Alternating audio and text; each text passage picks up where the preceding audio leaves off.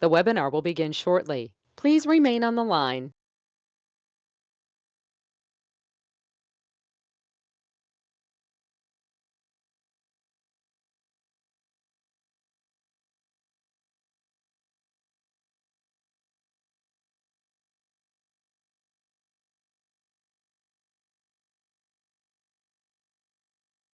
The broadcast is now starting. All attendees are in listen-only mode.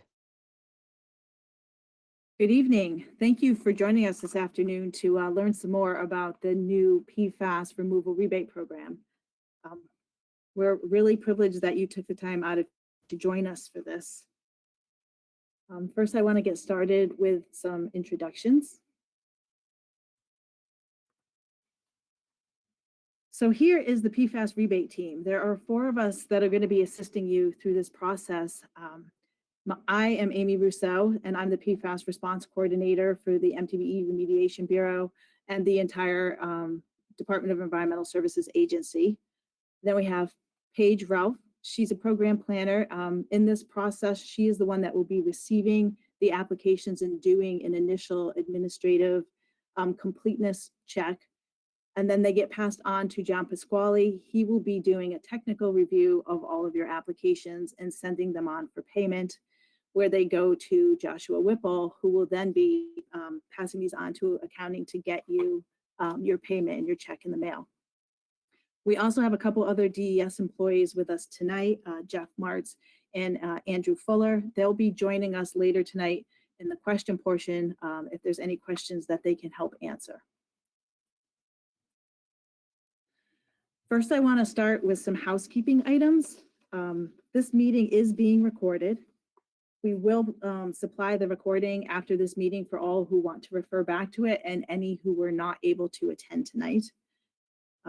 All of the attendees right now have been muted upon entry. We will allow you to answer your question live later on, and we have the ability to unmute you at that time so you can do so.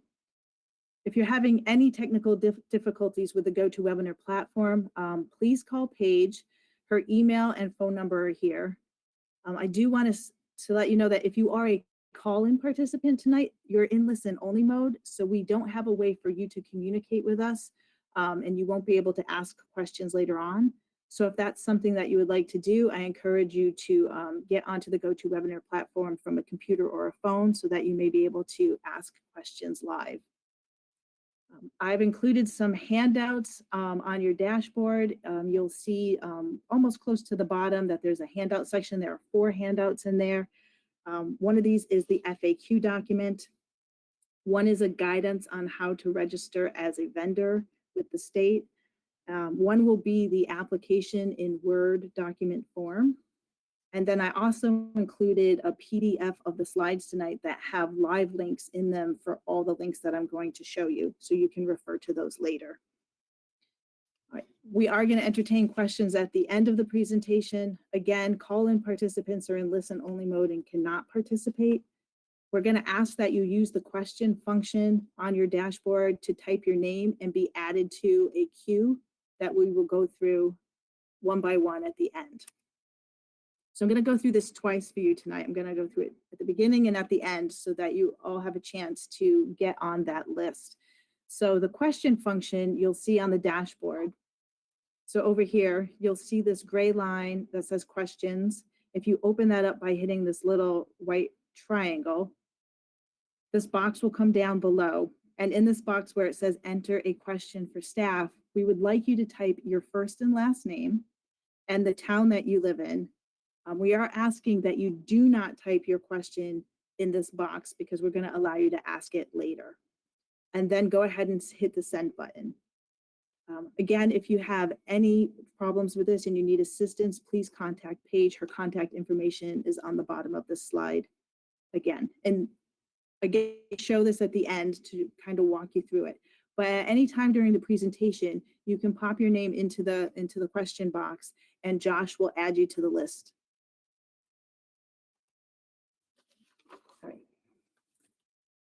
Our agenda for tonight, I'm going to try and keep this under 1 hour so that it doesn't go too long. We will answer questions until the last question is asked, so we want to try and keep this as short for you as possible. I'm going to give a program overview, so I'll go over the program, and then I'm going to move on to some remedial options, treatment options, and service connection directions.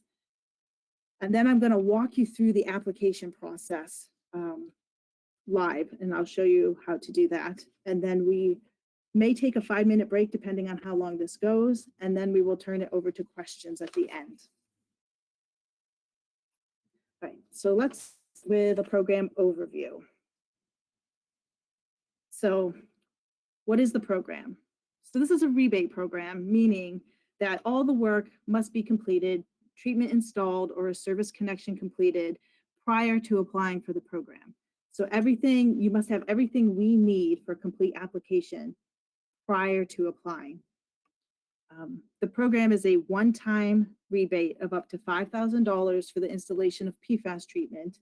And if you are fortunate enough to have a water main that runs in front of your home, it's up to a $10,000 rebate for a service connection to a public water system.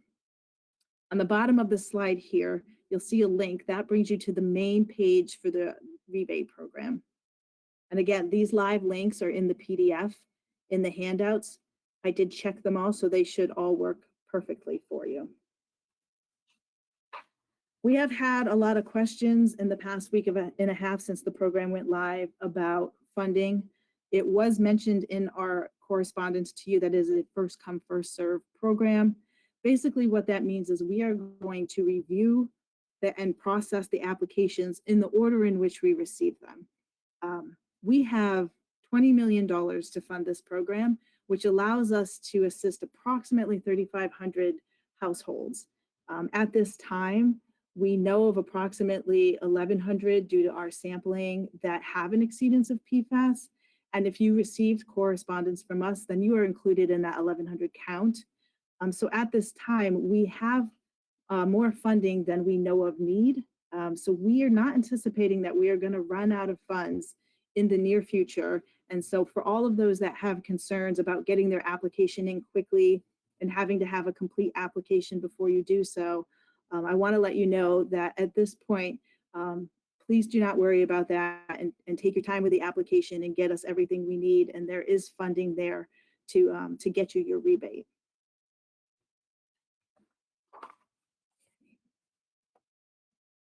Hey, Amy. So who can, yes.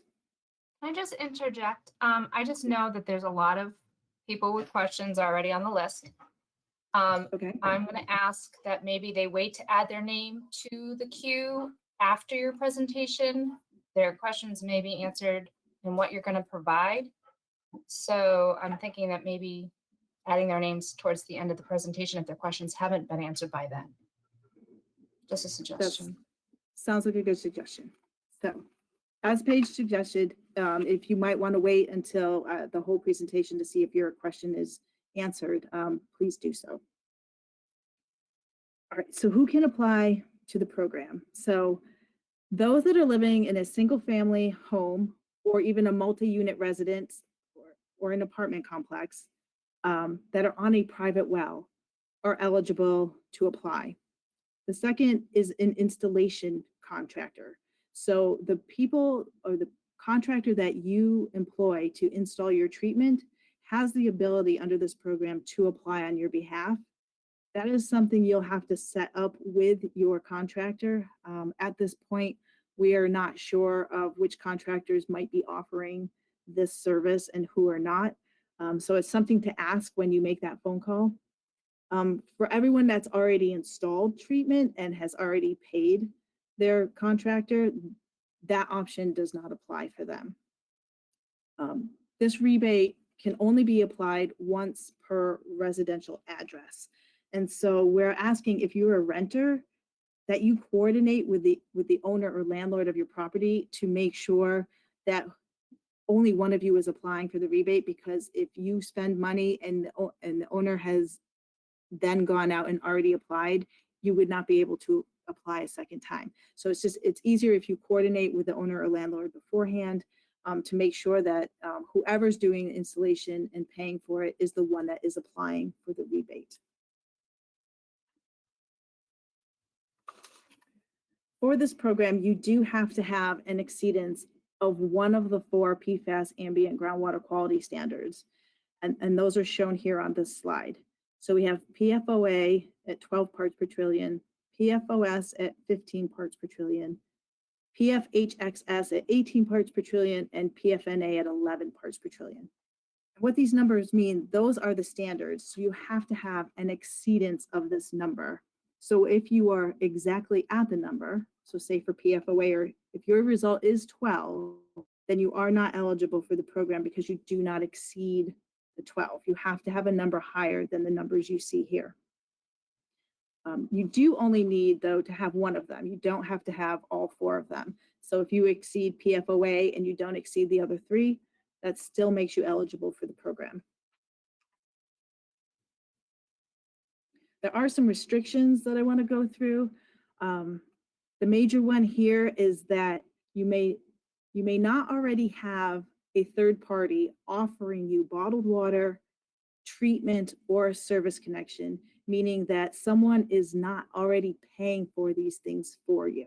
So if you have bought your own bottled water, you're installing your own treatment and paying for it, then you're eligible. But if someone else, a third party, is doing that for you, then you are not eligible because someone else is already supplying you with a remedy.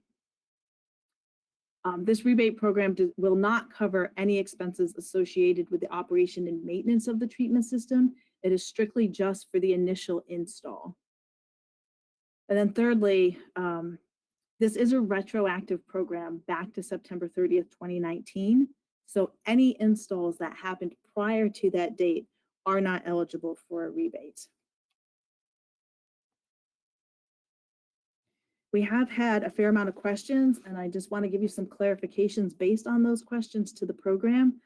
I did mention earlier that it is a one-time rebate per household, and I bring that up again because there have been some questions about whether you can split your request for your rebate.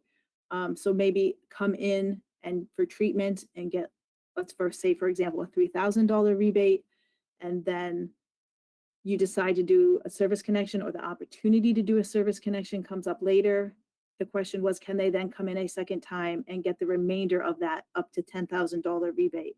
That is not allowed. It is a one-time rebate. So you really have to assess your options prior to applying. A household that's on a public water system is not eligible. A public water system is regulated by the state of New Hampshire, and through that regulation, they are required to sample and treat for PFAS if there is a violation or an exceedance. So they are already getting a remedy to their drinking water just by being a public water system. The program will not cover both the installation of a point of use, like an under the kitchen sink, and a point of entry system, which would be a whole house in your basement. It will only cover one or the other. The program will allow, however, the reimbursement of more than one point of use. So if you wanted to install a point of use in your kitchen and a point of use in your bathroom, the rebate would cover both of those, up to the $5,000. A big question we've been getting is about the sampling. So we are requiring a post sample to ensure that the treatment that you install is working properly. The cost of a post sample will be covered by the rebate program. We do recognize that there are some people out there that did not have NHDES sample their well. They sampled on their own. So we will also cover the cost of the pre-sample as well. So those are both reimbursable costs. I do want to note here with the post sample that the DES is not going out to do post samples for people at this time. We are still trying to process and sample households that have not had their well sampled the first time. And so that's where we're putting our resources to.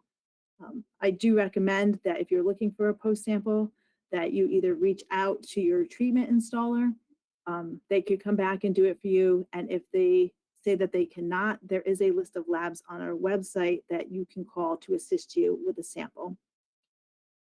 At the bottom of this slide, you'll see I put the FAQ document, and I know we've had some issues with the links to the FAQ document. I ensured that this one is working and it is the right one.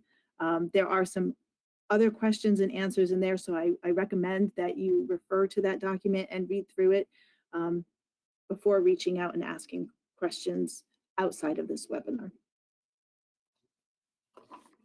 Right. Now I'd just like to go through some remedial options with you, just so you know what you have for treatment options.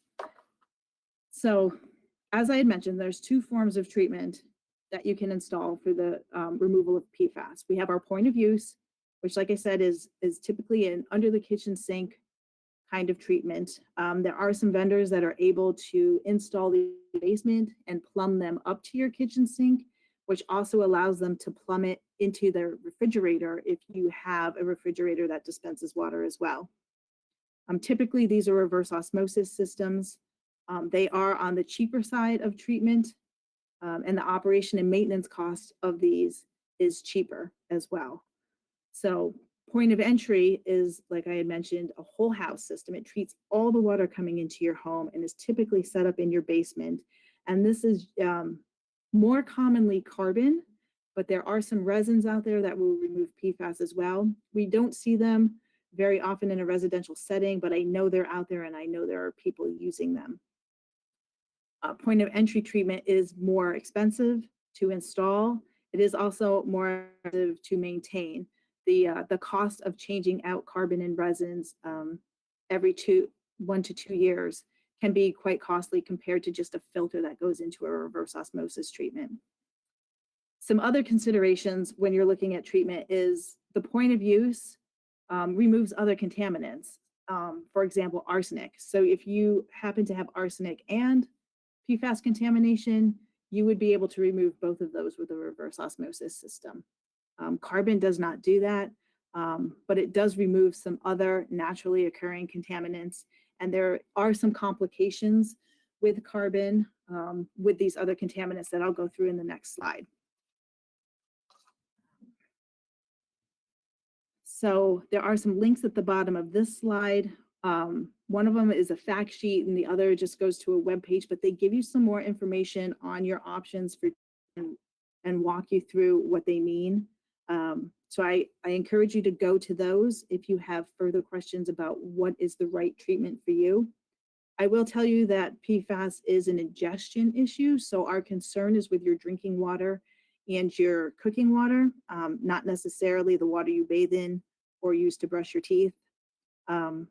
So a point of use is an acceptable technology to remove PFAS from your water, but we do recognize that there are those that their comfort level lies more with a whole house treatment to treat all their water. And so that's why this rebate program is up to $5,000 to help you cover the cost of whatever treatment you choose.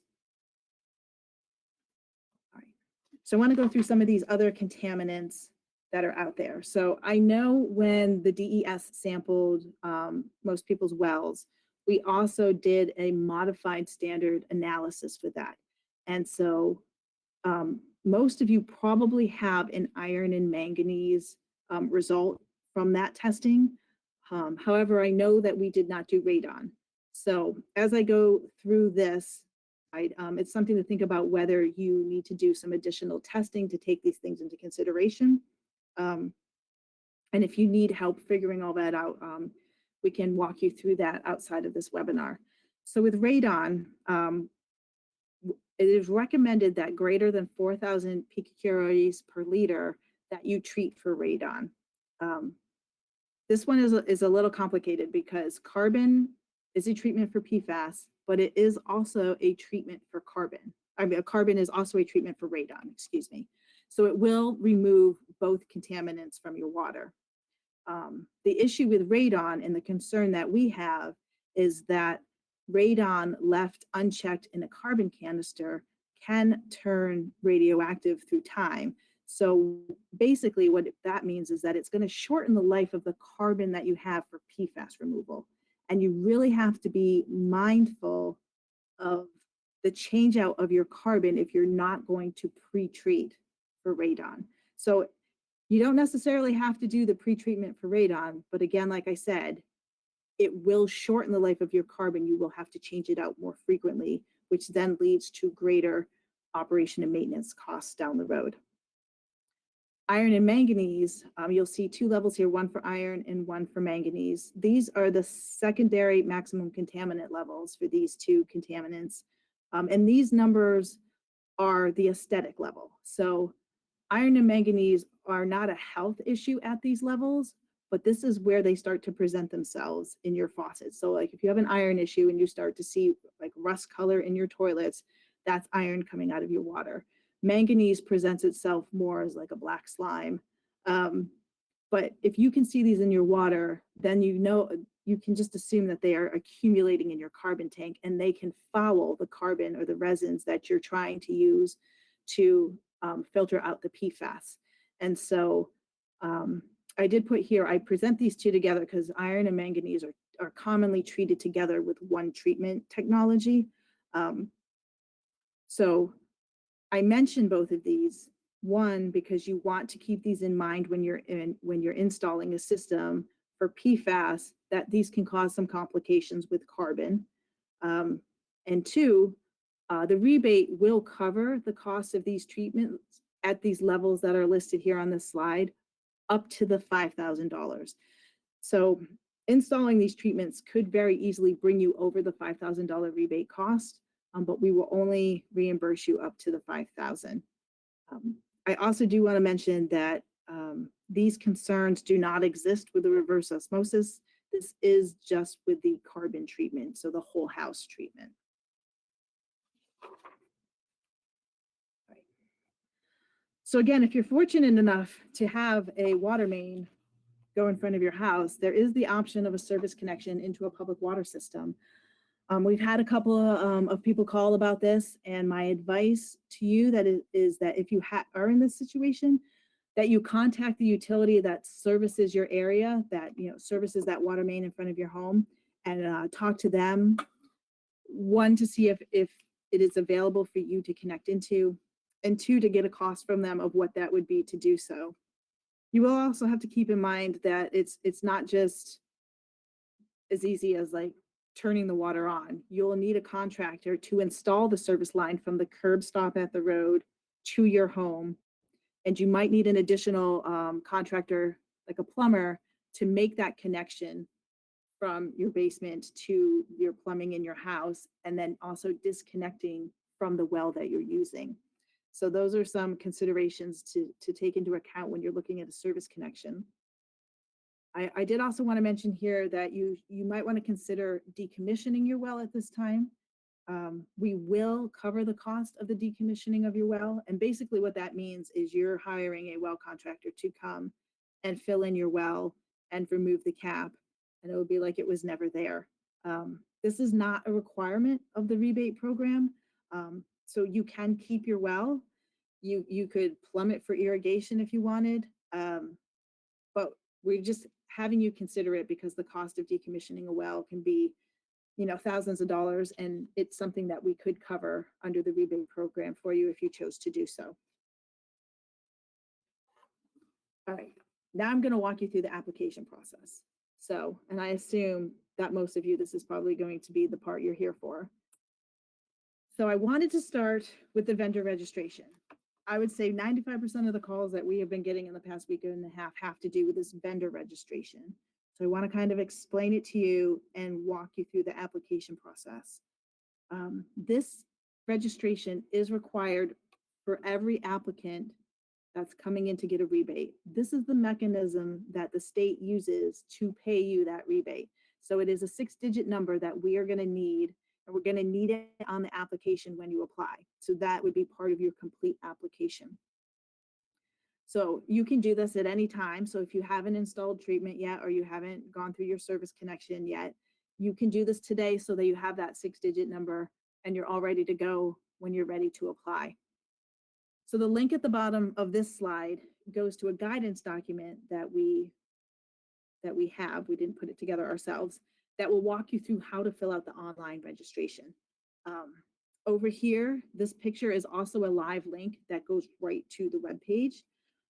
But I am going to bring up the guidance document. Right. And I'm just going to walk you through the guidance document to go through how to fill this out. I do also want to say I have talked to some people that have received payment from the state in the past. If you're in that boat and you have received payment, you probably already have a vendor ID. And if that's the case, you don't need to reapply for a second one. You already have a number, and that 6-digit number is what you would use for this program as well. All right. So here, this is the guidance document. You will see right here, this is the link that brings you to this web page right here. Paige or Josh, if you can't see my cursor, just let me know. But if you can, you don't have to say anything at all. So when you get to this web page, you want to click right here where it says online vendor registration. And that is going to bring you to this web page right here. Once you get to this web page, you're going to want to click on new vendor right up here in this little blue light blue banner. Once you do that, it'll bring you to the vendor registration form. And this is where a lot of confusion starts to come in. So this form is built and looks like it's for businesses, but it is required for us to have. So we're going to walk you through kind of how to fill this out so that you don't have, so don't worry about that it says business. You are in the right place. So on this first part right here, you'll see these first 3 red stars. You're going to fill your name in each of these boxes. So it'll be the same thing in each box, just your name. And then right here on this red star, so everything with a red star, you're going to have to fill out. This is going to be your social security number. We know there is some concern with people about giving the social security number, but I can tell you that that number does not come here to the DES. We do not see it. We do not have it on file. It only goes to the Department of Administrative Services for the purpose of this registration and for a W-9. So again, we don't see that number here. You want to move down, fill out all these red starred fields, which is your address, your contact information, your email address. And I do want to point out down here on the bottom, it says remit information. Is the business purchasing address the same as the remit address? This does not have a red star on it, but you will need to answer this question to further with the application. So we are assuming that the answer to that question is yes. So you check yes and move on to the next screen. So from here on out, the guidance kind of highlights things for you. So wherever is highlighted yellow in this guidance document, that's what you want to check. So type of business, you're going to check individual. For principal activity, you're going to check other provider. And then this one here, optional information, you can just leave that blank and then move down to the comment box.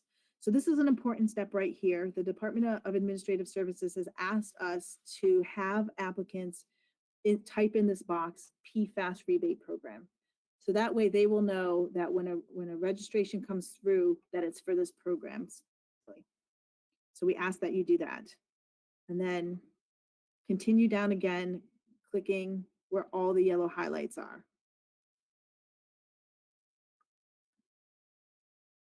So then this has been the most confusing page for people.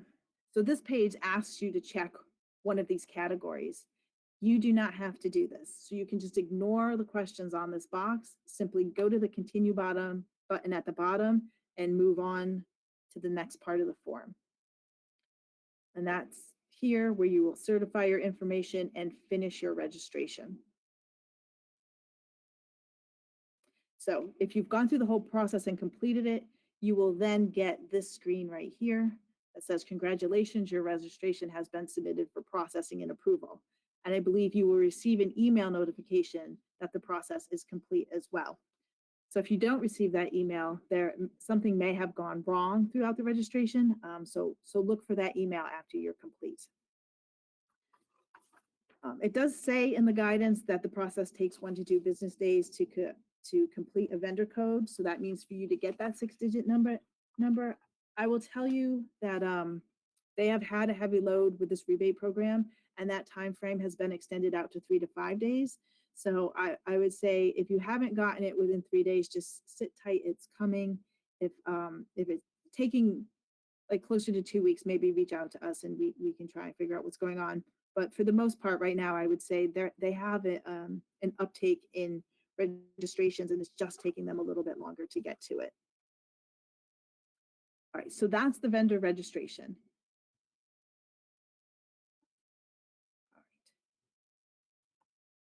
All right, I'm going in the wrong direction. All right, so how do you apply? So you have your registration ID number, you have the install done or the service connection. We have different ways for you to get us an application. So we start with the online. This is an online form that we've prepared. It is our preferred method of you to apply, but we do understand that this isn't always the best way for you to do it. So we've given you options. If you click on this link here, it will bring you to the online application, which I will show you in a minute. But there is an option for you to mail the application into us, a paper application. You can drive it into us and hand deliver it to the front desk, or you can email an electronic version of it. I do want to note here that a separate application will be required for each requested rebate. So if you are a landlord or an owner of multiple properties and you do an install in more than one, we do need to apply separately for each address. We could not figure out a way to make the application more friendly for you to only do it on one application. So the best and easiest way for everybody, honestly, is to do it separately. All right, so when you go to the online form page, this is the landing page. This is what you're going to see. And I'm going to bring this up in a little bit and walk through it with you. Just wanted you to get some eyes on it. It's going to give you some instructions. But if you scroll all the way to the bottom of this page, you're going to get to these two boxes that you see right here. So this box on the left is begin form entry. That's for the online application. If you want to do it online, you click on that box and it starts to walk you through the process.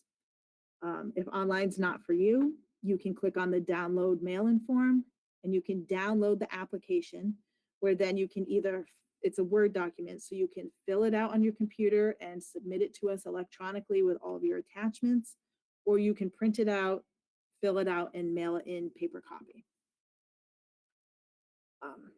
There are people that won't even get to this step in the process. We do understand that. So if a paper copy is what you need, we ask that you either email the PFAS email, which is PFAS Rebate Program at des.nh.gov, which will be on the last slide, or call us and we will mail you a paper application. Right. Some required documentation that we need to come along with the completed application form are listed here. So first being your analytical results showing that you have an exceedance of one or more of the 4 PFAS AGQSs. So if the DES sampled your well, we already have those results here, and you do not need to resubmit them to us. We're asking that you don't do that. So if you can't find your results and you know that we did it, we have them here.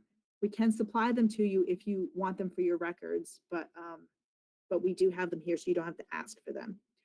If you sampled on your own or had someone else besides us sample your well, you will need to include those results with your application. Secondly, we are asking for your sales receipts and invoices, paid invoices, but we are asking that it is an itemized cost breakdown from the treatment installers. And the reason for this is we need to go through and determine what is eligible under the PFAS program. So if you choose to have extra treatment installed that isn't PFAS related, and that's something we wouldn't cover, we need it all itemized so that we can break that down and give you an appropriate rebate. Specifications. So this one we have recently been talking. So we were asking for specification sheets for any treatment installed or the media installed, the media being either carbon or resins for the whole house treatment. So at this point, it's not applicable if you're doing a service connection, so you do not have to worry about that. But if they're available to you and you can get them to us, we are asking that you supply them. If you cannot, then we are asking, and it's on the application, that you give us the make and model of the equipment, and the carbon or resin media, and we can try and look it up ourselves. So we don't want this to hold up your application, because we do recognize that this might be a difficult step for some people. But if it is available and you can get it from your treatment installer, we ask that you submit that to us as well.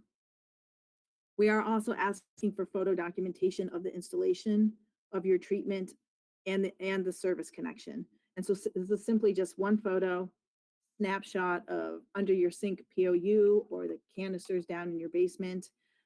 For a service connection, it could be the disconnect of your well or where your water is coming into your home, maybe even your service meter. So, like I said, one photo, just attach that so we can see that it's been installed. And then lastly, we have the post-treatment sample. So we went over this a little bit. I will say there have been some people that have had their treatment sampled post-treatment by the DES. If that's the case, then you don't have to resubmit that to us, same as your initial analytical results. But like I said earlier, the DES is not doing further post-sampling for the purpose of this rebate program, so that we can use our resources elsewhere. So in that case, we would need you to submit your post results along with everything else. So these things are what make up a complete application. You need all these 6 things as well as your vendor ID before you can apply for the program. If we do not receive all of these things, we're going to consider an incomplete application and kick it back to you. We'll reach out to you and let you know what's missing. But I will tell you, if we have to do that, it's going to delay your payment. So we're asking that you focus on a complete application. All right. Now I am going to attempt to walk you through the online application.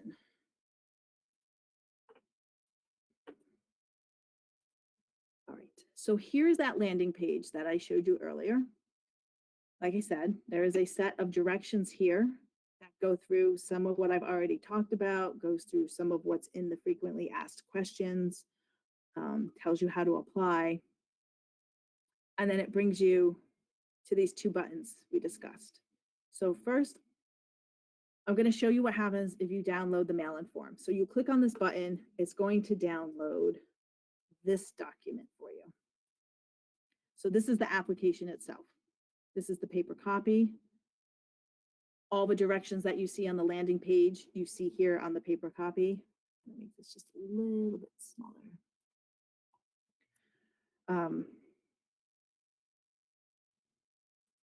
And then as you scroll down, all the restrictions we talked about are here. And then this brings you to the part that you need to fill out. All right, so you have your applicant information, and then it goes on from there. Your treatment site information, your PFAS results, your water treatment installation, and so on and so forth. We are asking again for a complete application that you fill in all these grayed-in boxes. When you get down to the required documentation, you check that you have attached all of these things. We're looking for check marks in these boxes.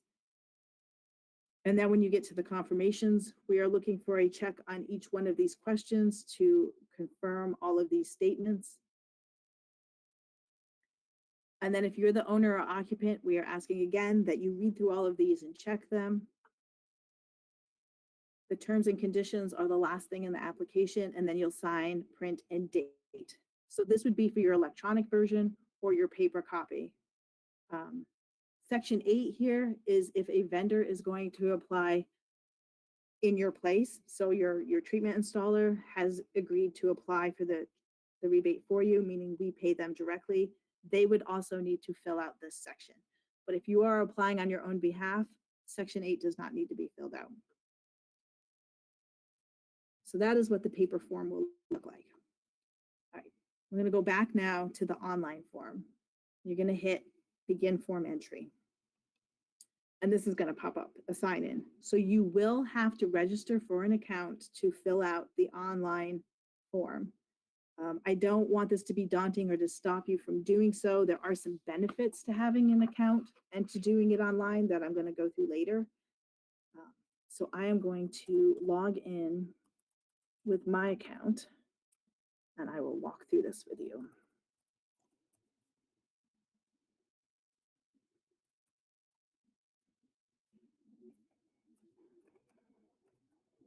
Let's hope I type that in right.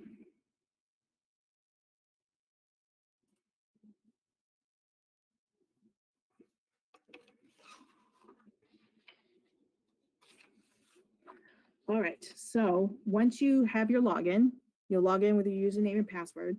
I suggest you write them down so that you don't forget them, because you will be able to come back into this to look at the status of your application after the fact. So it's important to keep those at your fingertips throughout the process.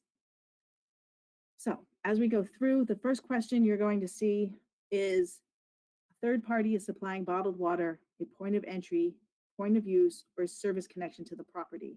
This means someone else besides you is giving you safe drinking water in some fashion.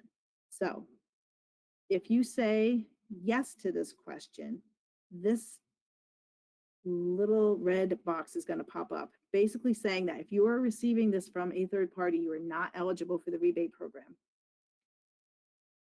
So hopefully most of you will be able to answer no to this question. And then you're going to move on and you're going to fill out all of the red starred boxes.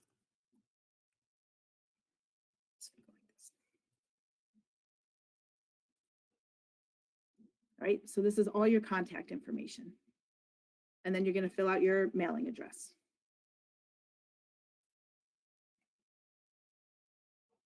You can hit validate address. I don't believe it requires you to, but it just validates that. And I did not put in my state, so you make sure you put in your state, validate address. So that was successful.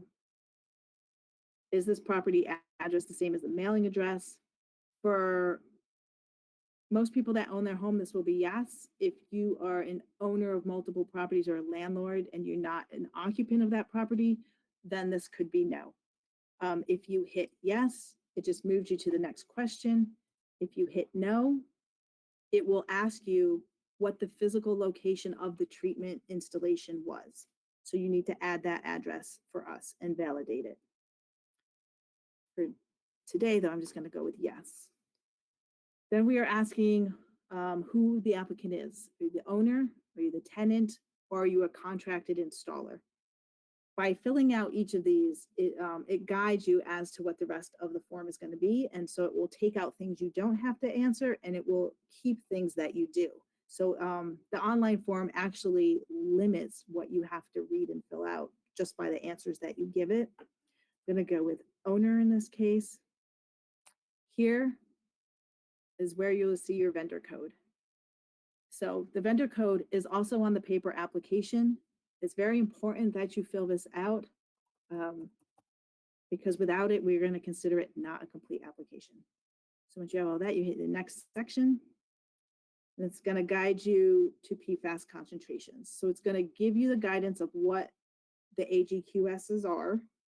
So you can look at your results and see if you are eligible. We are asking here who sampled your well. And again, by answering this, it's going to filter out certain things that you do or do not have to answer later on. So I am going to go with NHDES because I believe at this point that's going to be the majority of you. And then move it to the next section. All right, we're going to move on to water treatment installation. So we're asking for the date of the install. Again, this can be anywhere back to September 30th, 2019. And then we're asking what type of treatment you installed or if it was a service connection.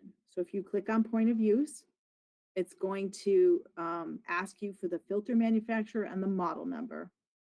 If you click on point of entry, it's going to ask for the filter media. And in this case, it's either probably going to be carbon or some sort of resin. But like I said earlier, the main treatment that they're using in residential settings right now is carbon. So and then if it's a service connection, we're asking who the water provider is. So whether that be, for example, it could be Merrimack Village District, Pennachuck, Manchester, Waterworks, that's what we're looking for. I'm going to go with point of entry and type in carbon. And then at this stage, we are asking who took your post sample. So I'm going to go with owner occupant because that, I think at this point, is going to be the majority of you. And then you're going to move on to the next section. You'll notice up here, when you hit next section, it automatically saves your progress. So if you forget to hit this button, no worries. Okay. This is probably going to be the most difficult part of the application. This is where you're going to upload your required documentation. So we need something to be uploaded in each of these boxes. So in this first box right here, you'll see sales receipt or invoices with an itemized cost breakdown of all the charges. So you can either drag and drop them into here or choose a file, but you need to upload an electronic version here for us. It is set up where you can upload more than one document. So if you have multiple invoices from different contractors, like say a plumber, the lab for your post-treatment sample, they can all be uploaded in this one box here for your sales, receipts, and invoices. The next box, this is showing the specification sheets. So this box does not necessarily have to be filled out if you don't have them to supply to. We took that restriction off, but if you do have them, this is where you would upload them here. And then in this box here, you're going to put in your photo documentation. We only need one photo, but it will accept more than one.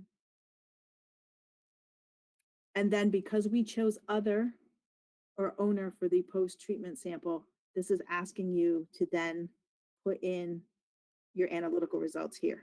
So you'll notice that it did not ask for your first sample showing the exceedance because we chose New Hampshire DES and we already have those results. All right, so we are asking, each of these boxes is asking for a specific thing. So in each of these boxes, you want to make sure that you are attaching exactly what it's asking for and not attaching the same document in every box. I am not going to attach anything today because I want to show you what it will do. If you don't, I'm going to hit next section. So it allows you to continue on here. So the water supply at this property is from a private well that has a PFAS exceedance. Yes. If you hit no, I believe, yep, it comes up with a warning box that you need an exceedance to be eligible. We're going to go with yes. All right, treatment or service connection installation complies with applicable state and local plumbing regulations and local permitting requirements. Yes. So the installer that you choose to do the work, you should ensure with them that they are following all these regulations and permitting requirements. And then we'll move to the next section. So filling this out as the owner, I have to read through all of these and check the box to confirm that these are all true and that I understand what each of them says. I'm not going to go through and read them all for you today, but, and then have you read and understood the terms and conditions? Those are linked right here. You can click on this and it will open up what is the last page of the paper document for you to read through those.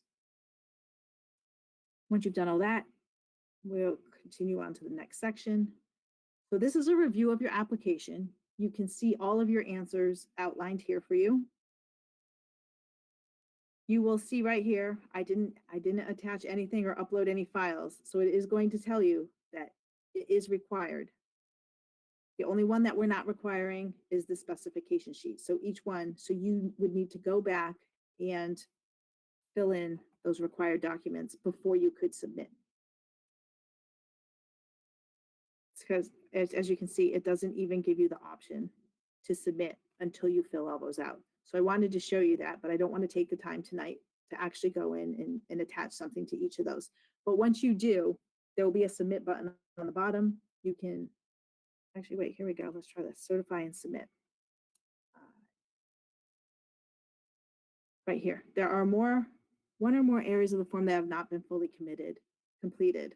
In order to submit this form, please revisit the sections. So there we go. It doesn't allow you to submit. You can click on any of these on the left-hand side to go back to them at any time.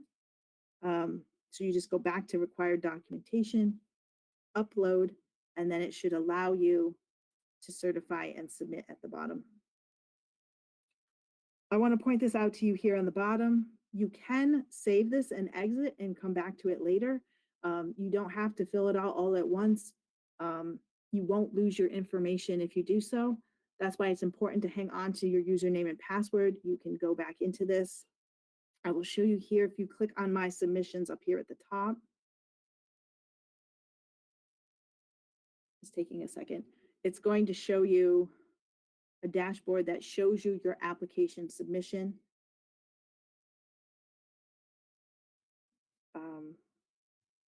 As you can see, I've put a few in here as I've been testing the application, but here is the one that I just did right here on the top. You'll see it's in draft form. You can go back and edit this at any time by clicking on the little pencil. It'll bring you back into the application. So say you've finished your application, you've attached everything, it's complete, you've submitted it to us. Then you realized after the fact that something was in error. Like you forgot to attach something, you forgot an invoice, or you attached the wrong thing and you need to go back in. As long as we have not gone in and locked the application form, you can go back in and edit it. And by going to this My Submission page, it'll show you the status of your application. So the other important piece of this is that you see this is in draft. This one down here is deemed complete.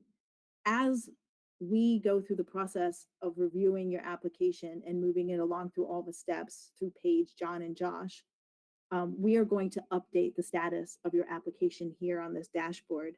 So this is a tool for you to use to track the status of your rebate. So it's a tool you can use rather than reaching out and contacting us to see what the status is. You can just go in here and figure out what it is. The other thing that this has the ability to do is email correspondence. So we can email you if we need more documents, if it's not complete. So we use this as a tracking tool, and you can use it as a tracking tool as well. So that is the online application form in a nutshell.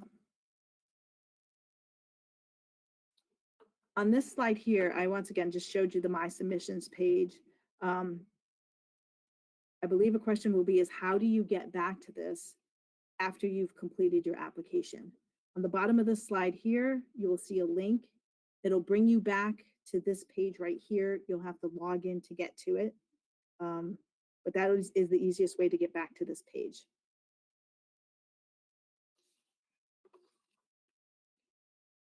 All right. That is all I have for tonight on the process and the overview and some treatment. We are going to move on to questions. So I once again want to guide you towards this slide. So this is how you're going to use the question function box to get on the list to ask a question. So once again, on your dashboard, up on your right-hand side, you're going to see questions here. You're going to click on this little white triangle. It'll bring down this drop down here. And here where it says enter a question for staff, we're asking you to type in your first and last name and your town that you live in. But again, please do not type your question in here. You're going to have an opportunity to ask your question live and then hit send. If anyone's having any issues with this process, you can contact Paige for assistance. Her information is there. All right. So here's a little bit of some how-to and ground rules of how this is going to work. All right. So you've identified that you want to ask a question. Josh is going to be monitoring the question box and adding you to the list. And then we are going to call upon each person in the list in the order in which you signed up. So Josh has you on this list in order. We're going to pop the list up on the screen so you can see it, so you'll know where you are in the queue to ask your question. We will identify you by name and unmute you on our end and invite you to ask your question. We will note we're going to unmute you on our side, but you still may be self-muted on your side, so you might have to also unmute yourself. All right. When you're invited to speak, we ask that you just tell us your first and last name again for the record. We're asking that you limit the time for your questions to 3 minutes. So you can ask multiple questions as long as they're not lengthy. And then we want to be able to accommodate everybody on the list, because like I said earlier, we will leave the questions open until the last question is asked. So we want you to be respectful of other people's questions as well. If you do have an additional question past your 3 minutes, you are more than welcome to put your name back into the question box and get your name back on the list to ask another question. All right, so at this time, I believe we're going to take a 5-minute break. We're going to allow Josh to share his screen and get the list up, and also give all of you some time to get your name into the question box, get something to drink, do what you need to do. So we will take 5 minutes right now, and then we'll come back on and we'll add Jeff and Andy to the panel, and we will start answering your questions. All right, so Josh, I am going to turn over presenter status to you. That's great. I go. just wanted to let you know that we have 26 so far on the list, All right. feverishly typing in as they come in. All right, so it's about 7:28 right now, so maybe about 7:33. We'll come back on.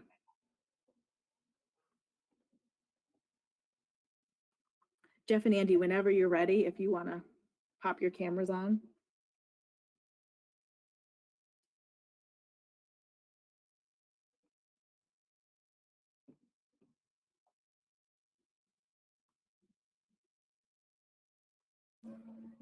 Hey, Amy, can you just check your chat function?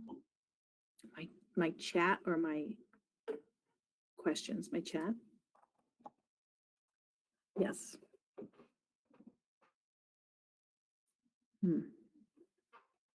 I don't know as if I have one handy, Paige.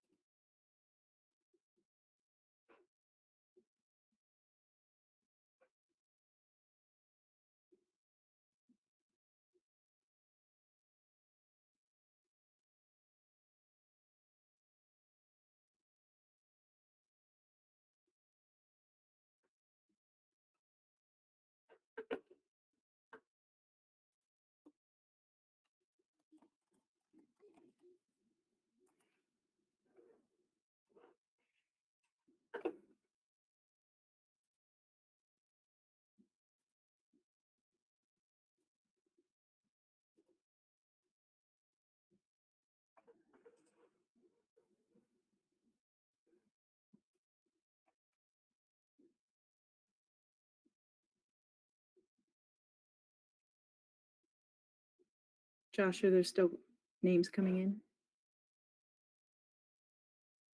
Yes, there are. Now I'm at 28. All right.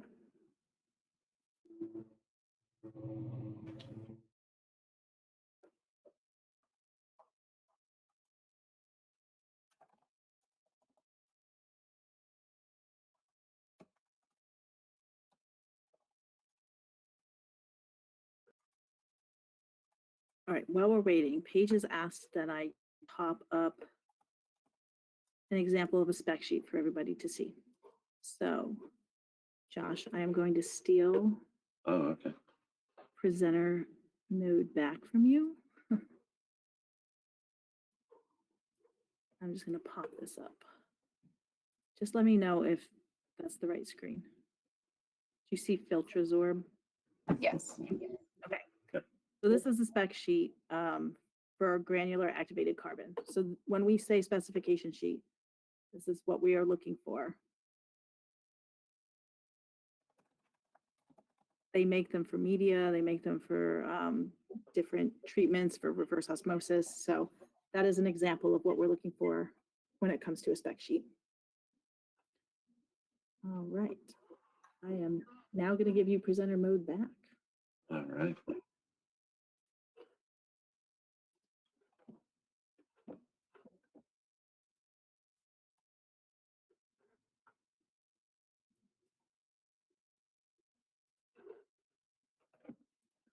All right, it's about 7:33, so it's been about 5 minutes. So Josh and Andy, if you want to come on, maybe give a little introduction. I'll let you introduce yourselves. Thanks, Amy. My name is Jeff Martz. I'm the administrator of NHDES's Hazardous Waste Remediation Bureau. The Hazardous Waste Remediation Bureau is responsible for investigating and overseeing remediation of hazardous waste sites, and that includes PFAS sites across the state. Andy? Yep. Hi, everyone. My name is Andy Fuller. I am a hydrogeologist in the Hazardous Waste Remediation Bureau State Site Section. I'm the project manager for the St. Gobain site in Merrimack. So if you have questions regarding that, I can try to help you out with those. All right. So Josh, if you can scroll up so I can see number 1. Oh, sorry. That's okay. Too busy typing. I know. We'll get this started. So, so Dawn Wolf, if you can unmute Dawn for us. Yep. And as soon as you're unmuted, Dawn, you're free to ask your question. Oops. Let's see.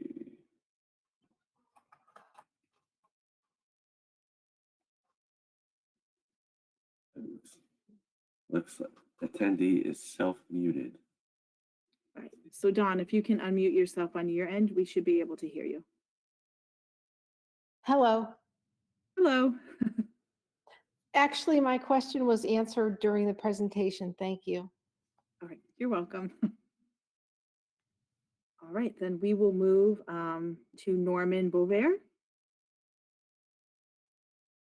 So as soon as Josh has you unmuted. Getting there. Okay.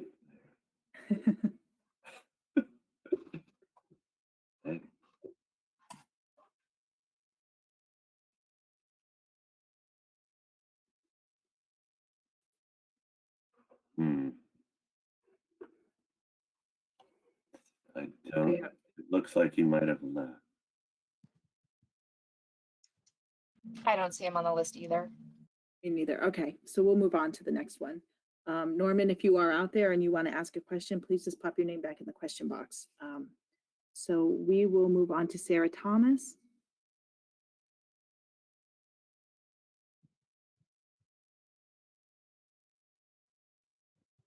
We're actually answered. I'm sorry. We already answered your question? Yes, thank you. Okay, all right, perfect. All right, so Martha Smith.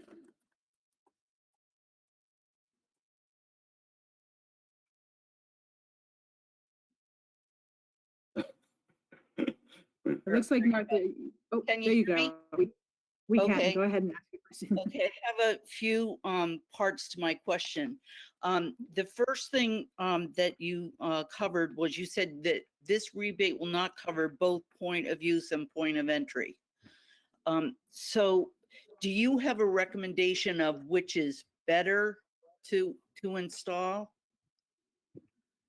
I wouldn't say that one is better over the other as far as PFAS removal. I believe it really comes down to your comfort level and what treatment is best for you. So a point of use, like I said, it's going to be at your kitchen sink. typically they have like a third faucet on your kitchen sink that you need to use, and that's the water you get for your drinking water and your cooking water. I will say, like, a reverse osmosis, for every gallon that you treat, you waste 3 gallons of water, and some people don't like that concept, and so they would rather not do a reverse osmosis. So I wouldn't say one treatment is better over the other. I think it really comes down to your situation, your comfort level, and what you would want to do. And if you want to talk through that a little more offline, feel free to reach out to me and we can talk through it some more. Okay, but point of use would also do the kitchen water and the refrigerator. You said that they could do both.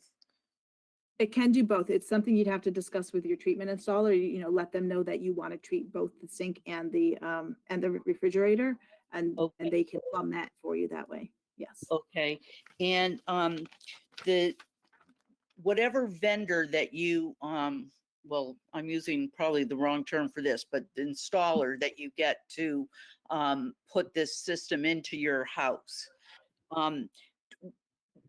Do they all give you electronic receipts? I haven't gotten electronic receipts a lot from these people that come in. They just like handwrite something and hand it to me. That is a good question that I am not 100% sure on the answer. So I don't know the answer to that question, but it's something you can ask them for, an electronic version. Okay, yeah. Electronic version of the breakdown. And the post-treatment results. We have to go to somebody who tests water to get that, correct? As a homeowner? Yeah, so what I'm recommending to people is that they reach out to whoever installed their treatment to come back and do that sample. Or if the treatment installer says that they will not do that, there is a list of labs on the website that you can use, and you can contact them to assist you with the sampling. Okay, but it might be something that the person who installs it will do? Yes. You think? Maybe? Yeah. Okay. Yes. Okay, and do you know, I have not installed it yet, even though I've been buying my own water and using my own bottled water that I buy. But it sounds like I have to upfront the dollars to do this, to install whatever equipment I choose. That you don't get the rebate money and then hire somebody. Right. We don't give you the money up front. So you have two options. You can install, pay for the treatment, and then apply for the rebate. Or you can ask whatever treatment installer that you're working with if they will apply on your behalf. And if they apply on your behalf, we pay the installer directly. Okay, but you don't know of any installers that are doing that yet. At this point, we do not. I can't imagine. I couldn't tell you about the other. I really can't imagine many installers wanting to do that. They would probably want their money and then have us wait for the check to come in. So I think that might be all of the questions that I had at this point. Thank you. This was a good presentation. I appreciate it. Thank you. And if you think of other questions, feel free to put your name back in the question box and get back in the list. Okay. All right. We will move on to Stephen Mayo. Stephen wasn't on the attendee list anymore. So. Okay. Then we will move on to the next one. Susan Goulat.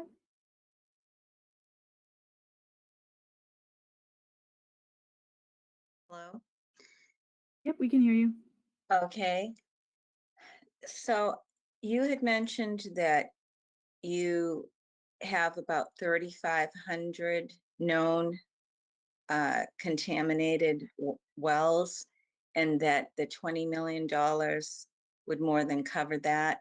But I'm wondering, since you are allowing people who have already installed these systems as far back as September 30th of 2019, does that are they included in that number, or could there be a lot more people out there who are eligible than what you have determined, so that the money would get depleted quite readily if there are a lot of people who have already put in systems and will now be applying, but they're not included in that number. That's my question. Okay, so we have enough funding to assist 3,500 households. At this time, we know of approximately 1,100 people that have exceedances based on the sampling we've done. So we have more money than we know of need. So of those 1,100 people, this is sampling we've done over the past like 5 or 6 years. So if they've already installed, they are probably already part of that 1,100 that we reached out to. So we know about them already through our sampling. What we don't know is anyone who chose to sample their well on their own and didn't report those results to us. That's the number we don't know. So the difference basically there is, I'll do some quick math, like, what is that, 2,400 households that we don't know, that we can assist. So we have more funding than we know of need at this point. So we're not worried about the funding running out for that reason. Okay. And because I'm just wondering, now that this program's available, there obviously will be a lot of people who will want to put systems in, and contractors will be busy. There might be a few months delay. Just hypothetically, what happens if someone finally gets a system in who's eligible, but the money has for some reason run out? That's it? You're stuck with paying for it yourself? Ultimately, yes. If we run out of funding, then yes, what we're going to do is put you on a wait list in the chance that we may secure more funding in the future.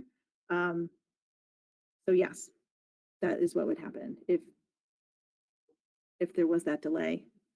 But again, I'm not anticipating that this is going to happen within the next 6 months, maybe even a year at this point. Okay, thank you. Yeah. All right, we'll move on to Kathleen McGurk.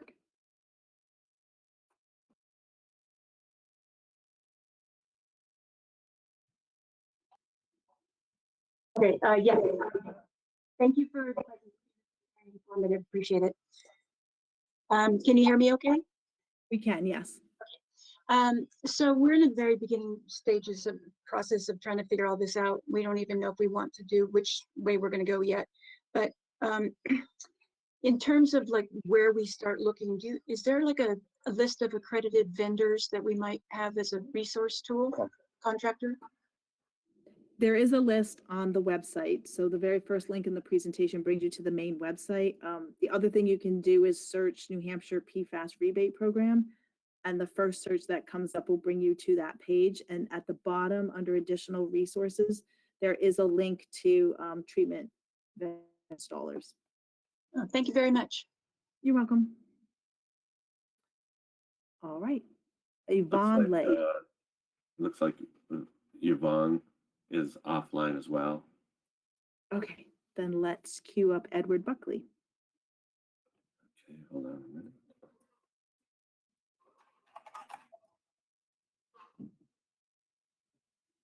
There you go. Hi, Amy. Hello, how are you? Good, thank you. You knew I would call. Yes.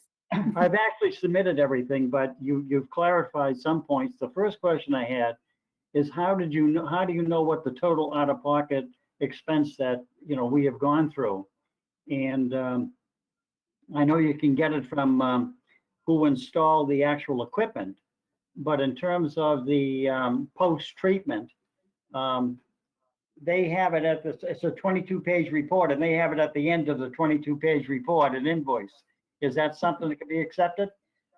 Yes. Okay. Yes, that will be accepted. Okay, and the other question I had is on the that I had to go through Culligan installed a total point of entry system completely. So they send me an invoice. All it says on it is total POF system installed. Then I have the breakout that you showed earlier in the media section. We have that. and I have a photo. Is that sufficient? Or do you need that list of the different numbers of the equipment? Or does the photo and saying they have a complete PFO system installed, is that enough, do you think? It sounds like it from what you're talking, but we would have to review your application. You did it online? I did it on, believe it or not, Amy, I did. Perfect. With the All right, help of so- my wife, of course. All right, so Paige is going to review that for completeness, and if she sees anything that's missing, she'll reach out. Okay. The other thing is it says on it due 8/7. What does that mean? It was like a notation when you went in and looked at the status and everything. It said due 8/7, which is next Sunday. I'm wondering if that's the date that they have to have it complete or what? That's an internal due date for us. You don't have Okay. to worry about that. Yeah. Then the final question, I don't want to tell you, you had mentioned radon. And when we had it tested, the first part, it was 2430. The specification is 4,000. But I'm concerned about the impact on the carbon in that system in terms of radon. And what, could you just explain a little bit more about what the impact is of radon on a carbon-based system? Does it deteriorate it from 3 years to 1 year, or is it something we should be concerned about where we're under 4,000? Under 4,000, it's less of a concern, but the carbon will remove the radon, and then what happens is the radon starts to decay by its half-life into its radioactive constituents. At that level, you could go longer before you have to replace the carbon. So I would say if you're like 2 years out, you'd still be good at that level of radon to change your carbon out. It's when you get above 4,000 and closer to 10,000 that it becomes more of a concern. Okay. So it's just something to be aware of, that you have radon, and you don't want to extend your carbon change out probably much past 2 to 3 years. Okay. We also came in a little heavy on the arsenic and uranium. Now, if we were to extend and get more systems installed to correct the excess uranium and arsenic, is there systems out there that you could get corrected for the radon as well? And will you guys pay for it? Which is the question, Amy. So radon is either removed with carbon or an aerator. And those technologies don't work on arsenic and uranium. So Okay. you would have to get a completely different treatment mechanism for those, which would not be covered by the rebate. All right. So in other words, for the arsenic and the uranium, you guys wouldn't cover that as part of this program. Correct. Well, I wish you were wrong, Amy, but I know. I'm sorry. no problem at all. Amy, it's a wonderful job. Thank you very much. And appreciate the help you've given me over the last month or so.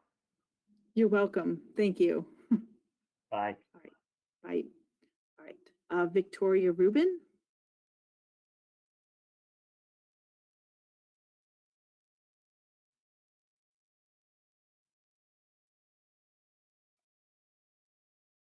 I think Victoria has logged off as well, Amy.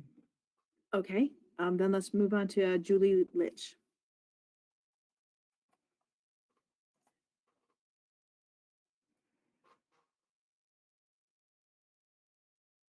Hi, this is Julie. I did have a question. Someone had mentioned the water test with the funding. If something happened with if there was a lot of the funding being used, is that something that you might provide an update on? If the funding does go dry, to kind of give people a heads up. That's a good question. You mean to kind of let somebody know that the funding's almost gone? Yes. Yeah. I know you had said you predict probably 6 months to a year, but if it was something more like 3 months and we're waiting, for vendors to install, it might change someone's mind about what they're actually doing, knowing that, there's no longer funding available for a rebate program. So my guess of 6 months to a year is completely a guess. It could be even longer than that. We just don't know outside of the sampling we've done what's out there. I'm not sure how we would message out that we are almost out of funding. I guess my only recommendation is that if it's been a while since the start of the program, if we're well into next year, to reach out to one of us on the rebate team to ask the question before you expend the money. Okay, sure. All right, that sounds good. I wasn't sure of it. Just like a notice on the website saying, just, the rebate program has stopped, due to funds no longer being available or something along that line. But I will certainly reach out if it's a long time before I get someone in here. Thank you for your help. You're welcome. All right, Maria Doyle.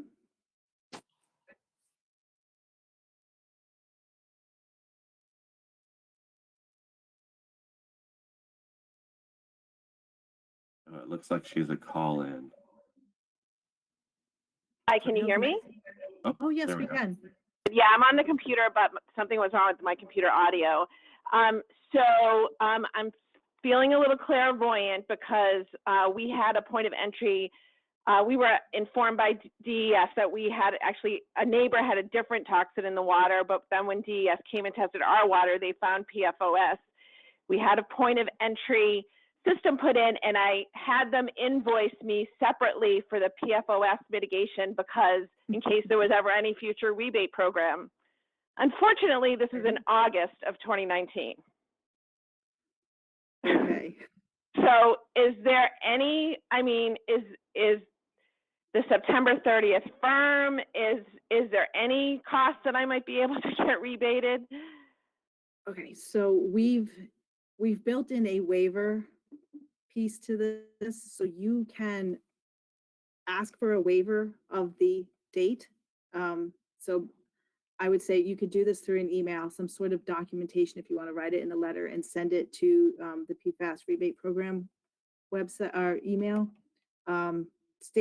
Just stating what you would like and that you're asking for a waiver, and then it's something that we'll review and then get back to you. I can't say at this point whether we would or would not, but it is something you can ask for.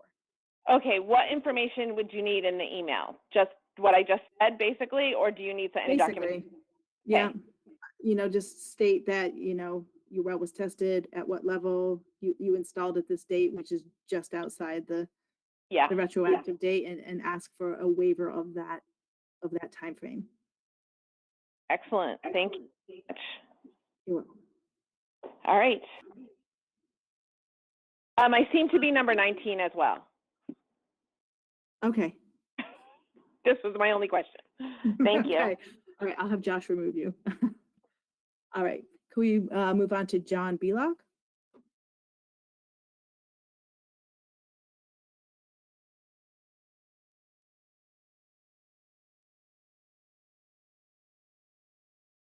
I don't see John on the list anymore either. Okay, then let's move on to Christine Mills.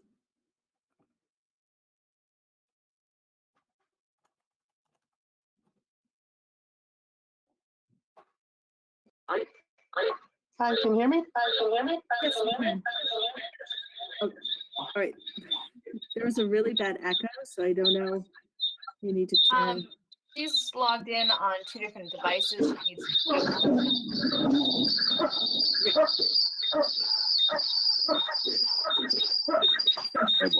Wait. I don't know if you can move to another room or. Hello. I just muted her. Okay, yeah, thank you. she's got 2 devices. She's logged in twice. Okay. Should be all set now. Yes, can you hear me now? There we go. Yes, we can hear you.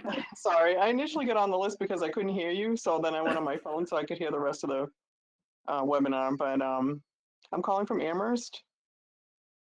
When I initially got the letter, I was wondering about the water test because we have not had a pre-sample done, as far as I know. When I emailed, I was wondering if we get the pre-sample done and it doesn't show that we have any PFAS in the water, what happens with that? Do we absorb that cost? When I emailed in, they said, yes, you'd have to pay for that. But then it sounded like early in your presentation that it sounded like you guys would pay for it. I don't know if I'm wrong. So you installed treatment already and No. then you have not installed treatment. Okay. No. And you've had your well sampled, or you have not? We have not. Okay. So if you have your well sampled and there's an exceedance, then you're eligible for the program. If you have it sampled and there is no exceedance, then you're not eligible. So if you chose, say you had a detect of PFAS that's not over the standard and you chose to put in treatment, you would not be eligible for the rebate program. What I was saying earlier is if you choose to do your pre-sample on your own, we would cover the cost of that if there was an exceedance and you were eligible for the rebate program. You could recoup that cost. But if you do the test yourself and there is no exceedance, then you cannot recoup that cost from us. But I will tell you that if you have not had your well sampled yet, you can go on to the New Hampshire PFAS investigation webpage and request sampling from the DES. Okay. Okay, that sounds good. That's my question. All right. All right, thank you. Let's move on to Helen Wilson. Helen is not on the list anymore, so we can move on.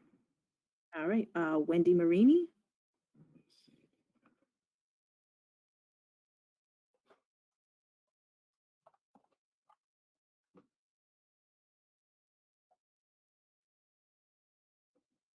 Hi, sorry about that.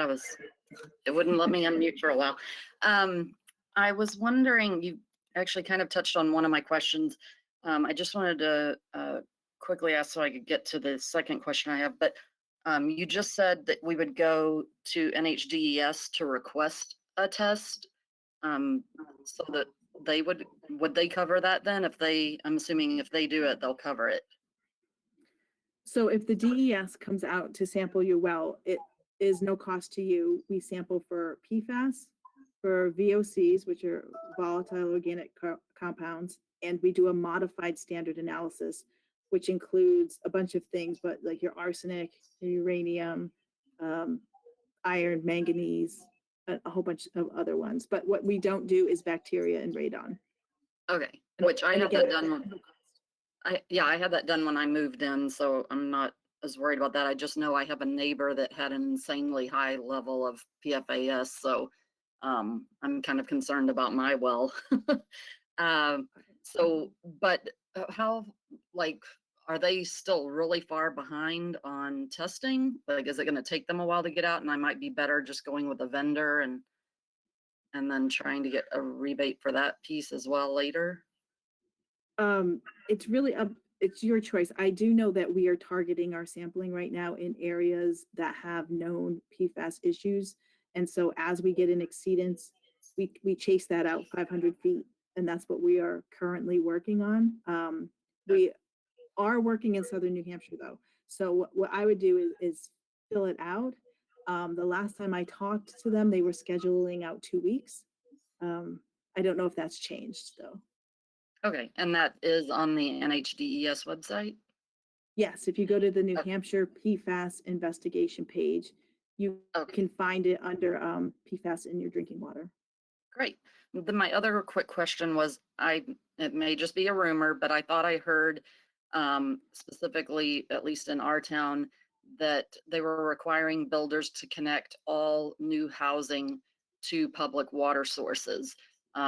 And I think maybe kind of this problem, or because of this problem, I don't know if that's true, but the question is, we actually, from my ex's house and from my house, we both have communities that are very new going in, and think that I saw public water being coming in from other roads and everything as they, dug up, along the ditches and that type of stuff, putting in huge piping.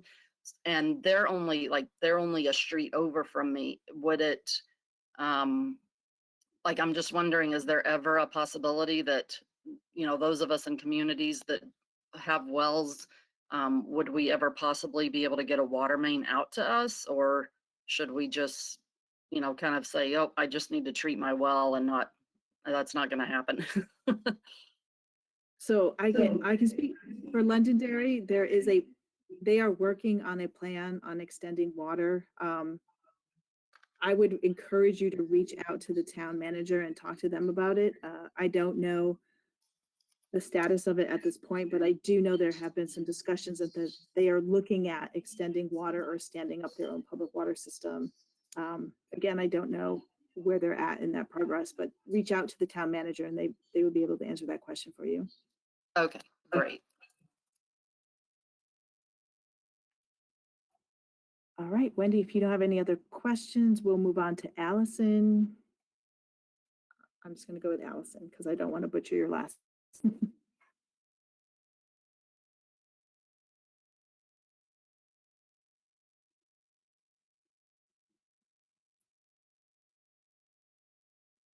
Hi, can you hear me? Yes, we can.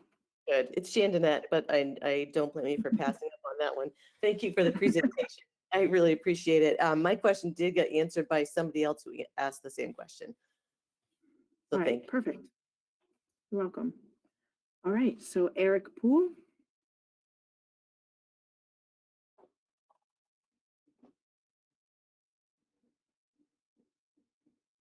There we go. Okay. Hello. The only question I had was, when do you expect the recording of this session to be available to us? So at the end of this, the platform is going to send you an email with a link, and that link's going to bring you to the handouts and the recording. But I would say give me a couple days because it's going to take a couple days for me to download it and then upload it. So I'm hoping to do it tomorrow, but I don't want to make a promise I cannot keep. So Okay. give me a couple days. Yep. That'll be fine. And then will that include all this question and answer session? Yes, it will. Yep, it'll include the whole entire webinar. Very good. Thank you very much. You're welcome. All right, Ron White.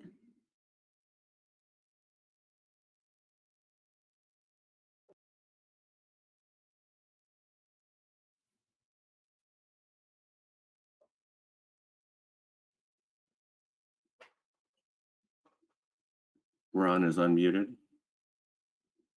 Are you there?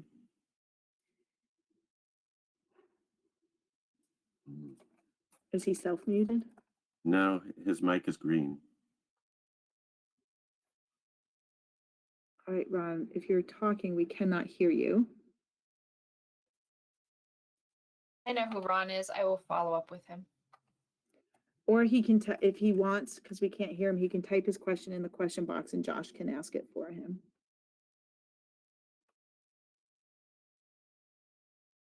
All right, we're going to move on for right now because we can't hear you, Ron. Okay. Martha Smith, I believe, has another question. Yes, I have another question. Thanks. Yep. One of the things that you said when you were talking about the two different forms about point of use or point of entry, you said that that it was no problem to use it to the water to shower in, which is what I was told before, and or brush your teeth. You mentioned brush your teeth. Is it you hold to that, right? Brushing your teeth is considered incidental, and so the exposure is not as great as the drinking water or cooking with it. So yes. Okay, so it sounds to me like the point of use is maybe a better way to go. If we're not worried about brushing our teeth or anything else that we would do outside of the kitchen and cooking. Yes, it's acceptable technology for that reason, and the other benefit of it is cheaper to maintain throughout the years. The operation and maintenance of it is cheaper than a whole house system. Correct. And it will do what you want it to do. Okay, thanks. That's my question. Thank you. You're welcome. All right. Barbara Sugarman. Hello? Yes, we can hear you. Okay. I have two questions. One of them is, I belong to a homeowners association in Rolling Meadows. They have already come to us with 3 solutions to the problem. They had this meeting back in June. Haven't heard a word since. Where they're going to have voting and all of this, who knows when the majority will choose one of those 3 options. So I'm going back to that initial statement that someone made, if that 20 million runs out. So whether it's 3 years, 4 years, if it hasn't run out, we can still apply for what it would cost us. In other words, we're going to have to share in one of these solutions. And one of them is actually tapping into public. The other is to have a point of entry at certain areas so that we wouldn't be paying an actual bill, we'd be sharing in that one huge bill, which is millions, by the way. Yes. So would we be able to receive a rebate on that? Okay, so Rolling Meadows is a registered public water system with the DES. So for that reason, you're not eligible for the rebate program. But I can tell you, you're right, that Rolling Meadows has submitted an application for a different funding program that also comes through me. Right now, they are working on their final application. They have approved funding, but they're working through the process. And so through that, the result of that, like you said, it would either be an interconnection or some form of treatment, whether it be centralized treatment for the whole facility or if it's treatment on different buildings. They're working through that right now. And so my suggestion in the meantime, though, while you're waiting for the permanent solution to come in, is if you don't want to go and like maybe put in a reverse osmosis on your kitchen sink, there is a filter pitcher out there that will Well, remove excuse me Yes. for interrupting, just to save time. Yep. I've already put in a reversed osmosis before Okay. they even come out with this Zoom meeting that announcing everything. I've been reading in the papers. So, we had the well tested and yes, it's above the limit. So at this point, we've already spent 1,000 or so between the plumber to install the reversed osmosis, and it was the point of service is what we had put in. So could we submit for that? You're not eligible under Okay. the restrictions of the program. I mean, like I mentioned to someone earlier, there is a waiver process for this. If you want to submit for a waiver, you can try. I can't tell you today if it would be approved or not, but you can submit that to us and ask.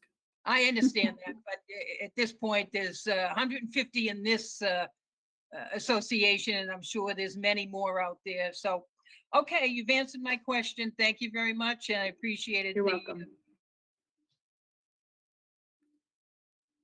All right, let's move on to Lisa Stachin.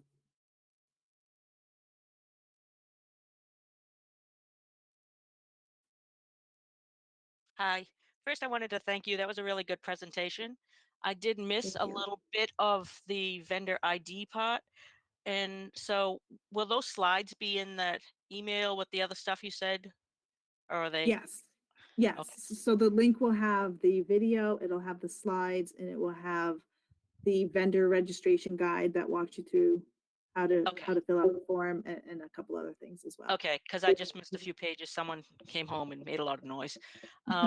So I did have my water tested through the DES through you guys, and the first page was fantastic because the things that didn't pass were in bold. But these important 4 things were like hidden in page 8, no bold, no nothing. So you didn't know real. I mean, I looked at it forever, and I'm an accountant, so I work with numbers, and I was like, how did this happen? But yeah, if they could figure out how to bold those things so you can find them much easier, because you don't know which ones are the bad ones when you're looking at the report and what it should be. But you did give the numbers, so I'm looking at page 7 and I found them all and which ones were bad. But so my other question was, any clue on like a ballpark cost of what it costs for a whole house system? I had somebody come the other day and I thought it was really low. And I'm like, that just kind of seemed low. From what I'm hearing from people, it's ranging from about 2,500 up to 5,000. And I think the difference in these costs really comes down to whether they're installing 1 carbon vessel versus 2 carbon vessels.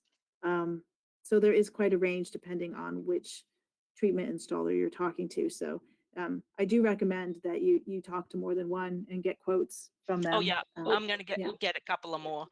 But yeah, this guy was highly recommended, and he says he's already approved from you. But now that you said that there's a list there, I will go check that list.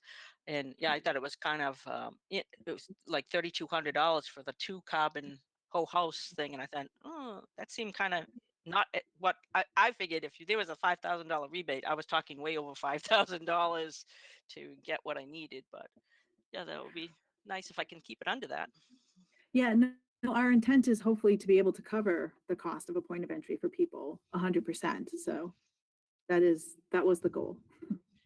That would work. Thank you very much for doing this and helping us get informed, because some of us are just clueless. You're welcome. Thank you. Yep. All right, Randy McAuley. He's not signed in anymore either. Okay, then John Mahone. Wait, Ooh. Randy was just here a second ago and he was under Randall. Oh, let me look. Oh, I found him. Oh, okay, back to Randy. Hi there. You guys hear me? We can. First of all, thanks very much. As Lisa said, this has been very helpful, and I really appreciate what you do and help us out here. Lisa also asked my first question about the whole house system. So how about the point of view system? Any idea of a rough approximate cost if I wanted to treat my refrigerator and my kitchen sink? So what I've been hearing from people is about 1,200 to 2,000 for the point of use. And you mentioned on that one that you're going to waste a lot of water with that. Where does that water go? How does that work? So it's just discharged. So it treats 1 gallon and you'll have a tank underneath your sink, and then the rest just gets discharged out to the plumbing. Okay. And the other question I have very little room under my kitchen sink. Is it possible to install that system in the basement and then have that? I think the water that goes to my refrigerator is tapped off the cold water that goes to my sink. So it might make it easy, but I'll have to double check that. But could it be installed in the basement? I do know there are treatment installers that, yes, install them in the basement if there's not enough room under the kitchen sink. And that's where they get the ease of use to actually plumb in your refrigerator as well, is coming up through the basement. Perfect. Okay. That answers my questions, and thank you very much. Appreciate it. You're welcome. All right. Now we can move on to John.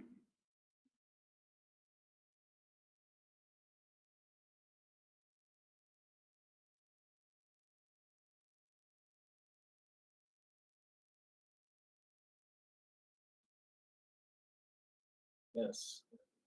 Hello. Hello. I'm in. Okay. You are. Very, very nice job. 3 or 4 Thank quick you. questions.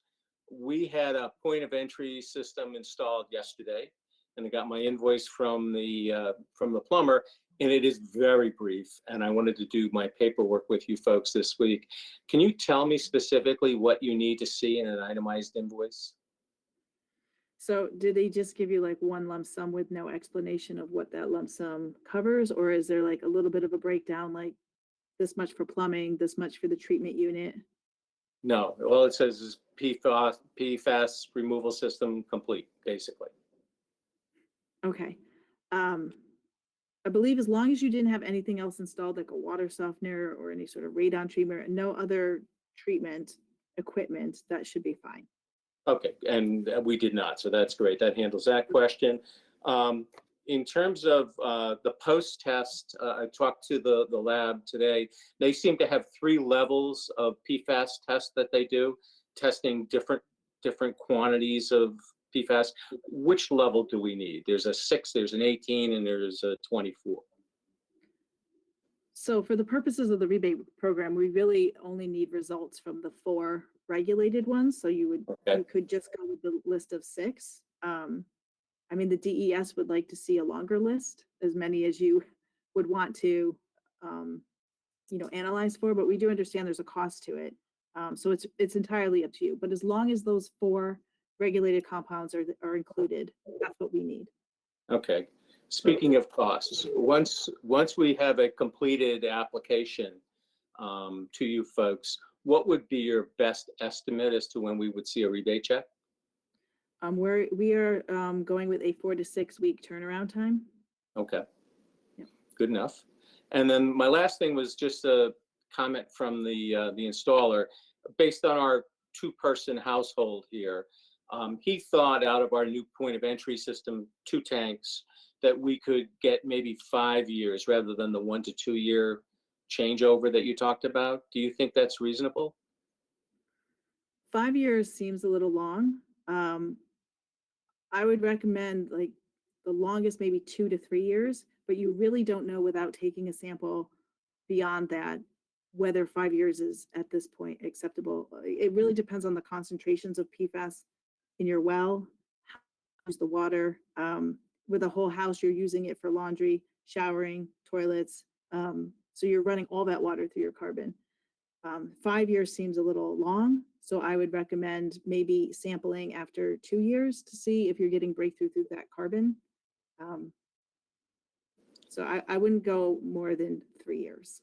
And that breakthrough after 2 years would show up as higher PFAS numbers in is that what we're testing for again?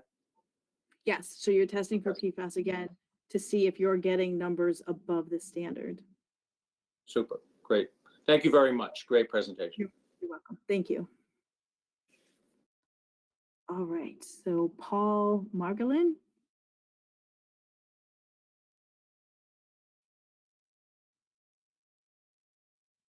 Hello, can you hear me? Hello, we can hear you. Great. Kudos to you, Amy, and your team for standing up a great program for us. Very appreciative. I had more questions, but people have been asking them for me, evidently. So particularly John just then. But really 2 things are left. One is, are there any more, to your knowledge, are there any other PFAS-related compounds that you have some knowledge are being perhaps considered for adding to the list in the future yet? There are none that I'm aware of right now, but I'm going to refer you to our toxicologist. He's the one who looks at these compounds and the research and makes those determinations. His name is Dr. Jonathan Patali, and I can give you his direct line in a second. So it will be 603-271. Let's see. Okay. Hold on, I'm gonna get the last 4 digits for you. 1359. So that's his direct line, or you can email him as well. All of our emails are the same. Their first name dot last name @des.nh.gov. So it's Jonathan Patali. That's Petali. Okay, that sounds great. The other thing is the life of a carbon system. John kind of touched on that. you say that that's largely heavily impacted by other things such as radon that could deteriorate it very relatively quickly. Is there a way to say controlling for that if those things were not an issue? Is that what you're saying? Controlling for those things, you might be able to get as many as 3 years as a rough estimate of lifetime? Yeah, so if you've had a radon test and you know your level of radon and it's high, you could pre-treat for the radon to remove it prior to the water getting to the carbon to remove the PFAS. So by removing the radon first, you're extending the life of that carbon for your PFAS treatment. And so you would be able to go longer, like 2 to 3 years before you have to change it out.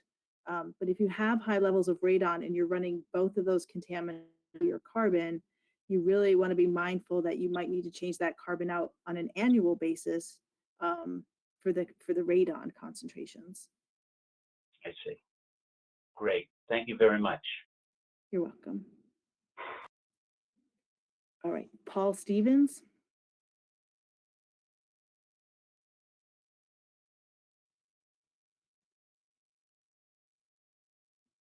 Hello. Hello, we can hear you. Yes. Yes, hi. We haven't been able to use our water in 3 years. We initially got the letter to have our well tested.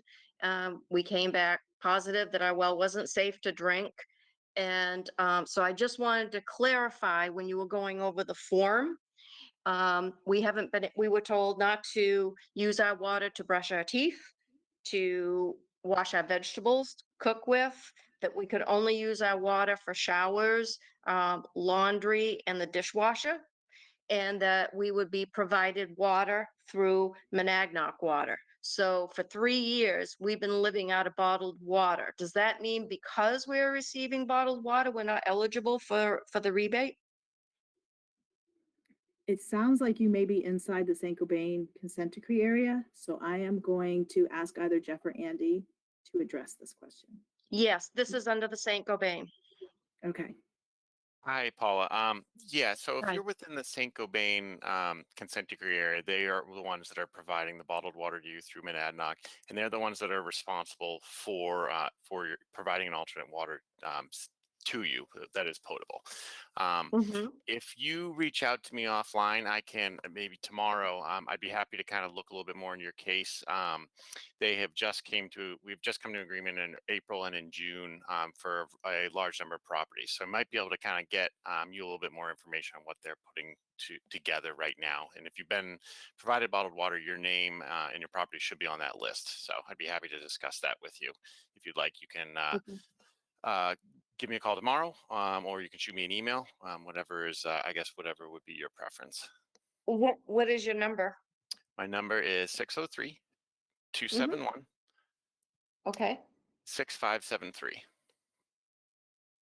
Okay, thank you. Sure. All that information is available on the PFAS website too, if you were to navigate Okay. there. But I'd be happy to go through it with you tomorrow if you'd like. Okay, great. Thank you very much. That's the only question I had. All right. Thank you, Paula. Joseph Recivido. Yeah. Sorry. That was very good. Good evening. Thank you. Thank you for offering this webinar. Your presentation really was very helpful. We appreciate it. I think you've answered most of our questions, but we did have one. You mentioned that the radon remediation can cause radioactive byproducts, and we were wondering about safe disposal of carbon filters if radon is eliminated. What do you do with them after 2 or 3 years, whatever the time limit is on them when they're completely exhausted? So you're not going to like this answer, but as long as you're changing them out in an appropriate amount of time before the radioactive decay becomes an issue, they are just thrown out and landfilled. Oh. Yes. So some of those devices have timers or sensors on them that say when they need to be changed. Would that determine the safe time to do that? before they are hazardous? It will not. Those timers are more of a function for backwashing the system. So you can get a carbon system that is backwashed. I think typically most of those that are installed do not backwash, and so they wouldn't have that timer head on them. So it's really just a matter of your concentration in your water and how much water you use. So the treatment installer can help you determine how often you should be changing out the carbon depending on your radon levels. All right, great. Thank you very much. You're welcome. All right, Sherry Papajohn McGuire.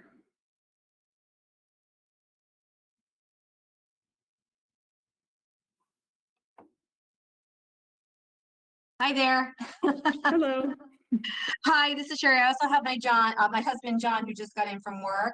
So my question, and thank you, I missed a little bit of the presentation in the beginning, but I appreciate your time in doing this. And Amy, we spoke way back when we bought our house in Bedford in 2018. So my situation is similar to Paula's question, which was we are part of the original consent decree from St. Gobain with the Monadnock Water, and establishing that they obviously were a responsible party at that point. However, we have a 3 and 6-year-old coming into the house. So we did get a point of entry treatment system put in after testing, and NHDES also came and tested for us. So you have all that information. So I'm seeing if again, I think I may have spoke with Andy and I got a number to St. Gobain, but I cannot get through with that number. So question is, one, do I go through the same channels that you just said for Paula? Should I be talking to Andy, or do I go for these channels and do the application for the reimbursement or rebates? So unfortunately, you wouldn't be eligible for the rebate. So I'm going to turn it over to Andy to help you. Okay, great. Thank you. Yeah, you reach back out to me offline, and we can kind of go through this a little bit. I can try and put you in contact with some other people at St. Gobain and Golder, their consultant, if no one's getting back to you through that 800 number that was in that letter you received. So perfect. So I just wanted to ask a question on it. So what is the reasoning for not being eligible for that you're seeing anyway, in what you have there? Is it just because we decided to do it before everyone else did because of the same parameters that were in place at the time? All I see that we did is we just acted in a proactive manner and got the system that they're now saying, yeah, everyone should have. So, yep, since St. Gobain has taken responsibility for the properties in your area, and they're providing that alternate treatment, they are the ones that are responsible for it. So I think, as Amy indicated, you wouldn't necessarily qualify for the PFAS rebate program. If I did speak to you on the phone, we are in conversations with them and expressing that there are homeowners and property owners that are in a similar situation to yours. So we are asking them to at least to consider that, and at that point. So, but we can try and talk a little bit more offline about your specific situation, if that would be helpful. Great, thank you, Andy. Sure. And do you have my name? Do you have my number and my contact information already? We do. I do. I had it from before, and then when Paula asked for it, I rewrote it down. Okay, good. All right, thank you. All right, thank you. All right, Anthony DeMarco.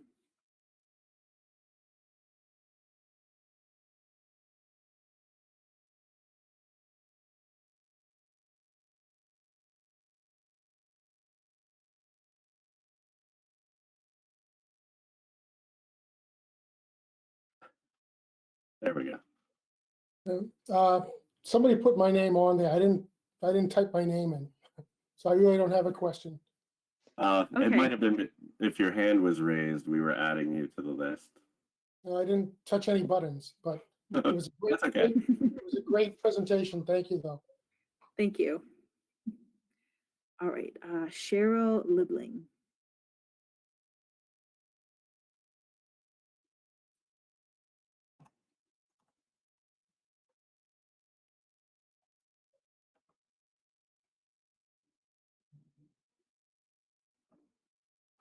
She's unmuted, but I think she might have been at, oh, no, she asked a question and raised her hand.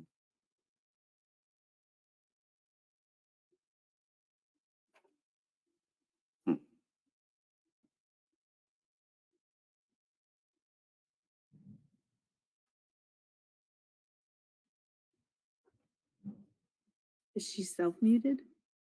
No. All right. Oh, well.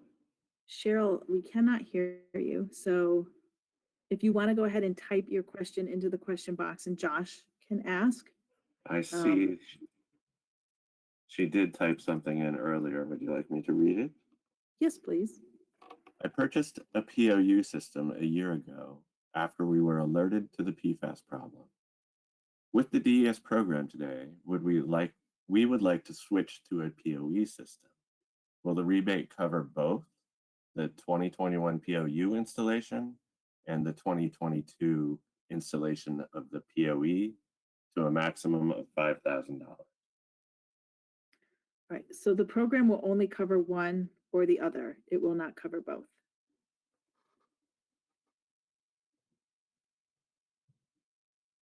Okay.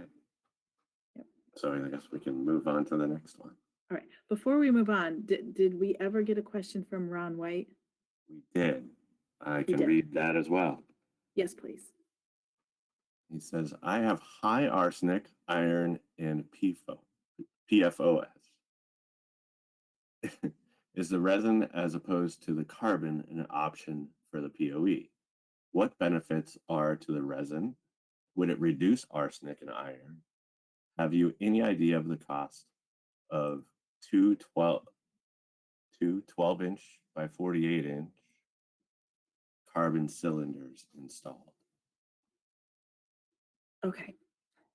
So you're going to have to reach out to a treatment installer to get some of these answers. As far as the resins go, I know there's a couple different resins out there. I don't know their capabilities beyond PFAS, but they could have others. And as far as the pricing for that specific vessel size, that's really something you'd have to get from a treatment installer.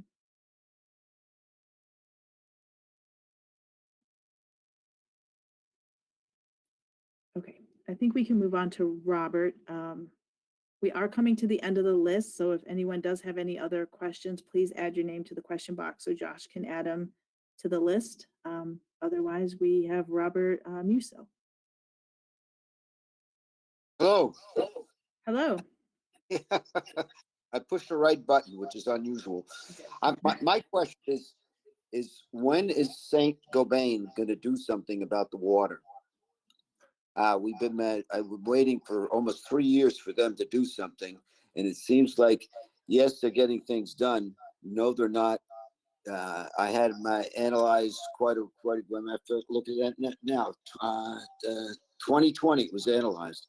How long is it going to take St. Gobain to admit that they're contaminated a lot of people's wells, and it should be fixed? You know, I live on a street that has water on one end, on both ends of the street, and nobody's going to run a water main down to fix our problem. When is St. Gobain going to fix this? This is going on for 3 years. You know, how do I sell my house? Well, Robert, I can try to field that question first. Again, as I said kind of before, St. Gobain and DES, we had come to an agreement recently here in April and in June. So your property, if you've been receiving bottled water, is most likely on that list. But if you want to contact me offline, I'd happy to discuss, your property specifics to what remedy they may have proposed for your property, if that's the case. Is there, have they made a list of everybody that's going to get something, or is it still, yeah? Well, so far in April and in June, we had come to an agreement. There's a little over 1,100 properties that are listed in those two agreements. The first batch from April, it was about 350. Those residents have been mailed letters with whatever the remedy was determined for them. There should be another batch of letters that we're expecting to kind of go out here in the next maybe month or so. It's hard to say exactly when they're going to go out, but there has been a list made, and it is available on the PFAS website for that DES holds. But again, if you contact me, I'd be happy to I can scroll through all that information, look everything up on your property specifically. Yeah, because I never received anything, about being on the list, and I'm very shocked that no one has notified us about the list. This is the first. Heard Your about that. name isn't necessarily on the list. Of property would be on there. And there was the update to the PFAS website about the announcement about the agreement that went out. Okay, so it's call you and it's on the PFAS website. Am I Yeah, correct? give me a call. Give me a call tomorrow, and then I can walk through it, and I can pull up your information on your property, and we can discuss it then. Yeah, something's got to be done. They are getting started on it. I understand it's been a long time. It's very frustrating. It's a tough situation to be in, but they are, since the agreement has been in place, they've been starting working, getting things organized to get moving on this right away. So my question to you, all of you, is why isn't the towns getting after them to fix the problem, especially in city water? Why isn't the town of Bedford saying, hey, let's run water lines? And nothing's happening. That's I don't understand that. Okay, thank you. Go ahead. Jeff, did you want to say something? Yeah, I know many of the towns that have been involved with the contamination in St. Cobain have been, proactive in reaching out to, DES and their elected representatives. And but the bottom line is that it's very costly to run public water. And in the case of St. Cobain, where we have a responsible party, we have regulations that require them to provide an alternate water. And our regulations don't specify, whether that's public water or a treatment system. It just specifies that it's water that meets potability requirements. So, Yeah, well, their requirement is just giving me bottled water. That doesn't make any sense. I can't do it. How do I sell my house and give them a gallon of bottled water when they walk in?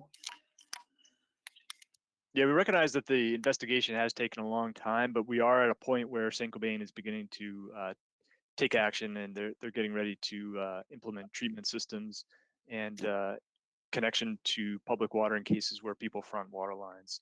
And they're also in design phase for extension of public water in certain neighborhoods. Good. Okay, thank you very much. Thank you. Thanks. Thank you, Robert. Yep. Leslie Ella?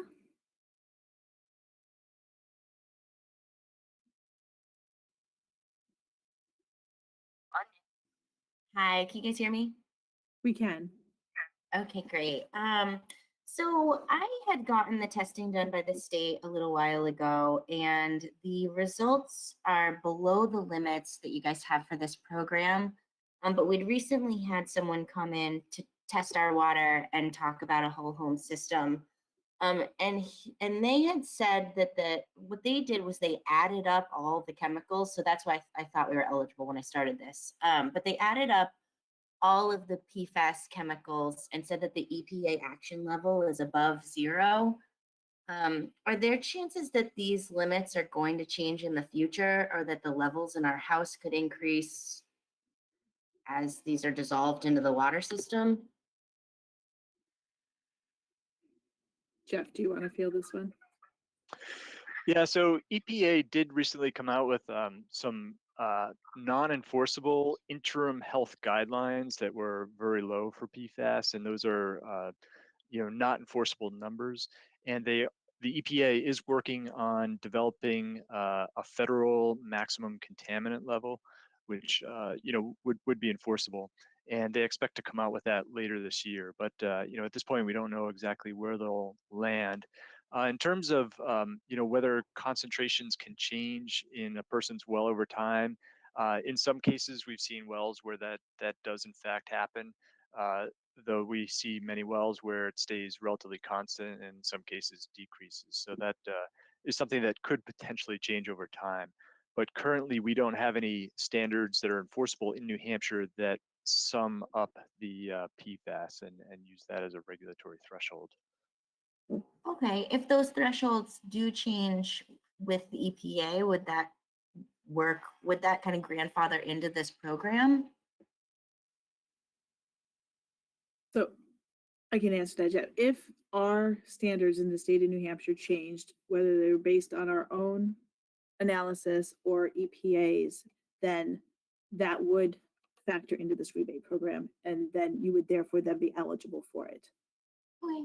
Awesome. Thank you guys so much. It's great you guys are giving this to all these people that have lots of water issues. Thank you. Susan Slane.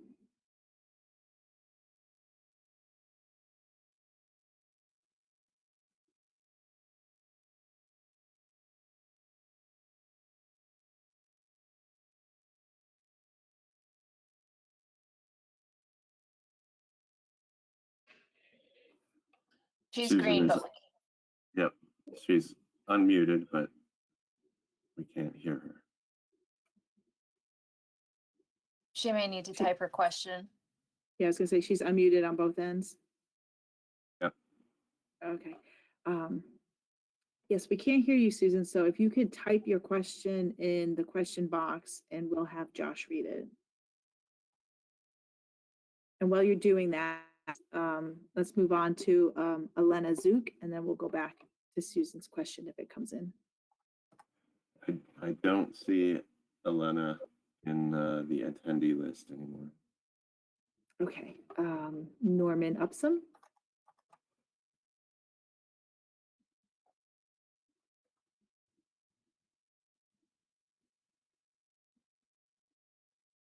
I spoke to him earlier. It may have been a webinar question.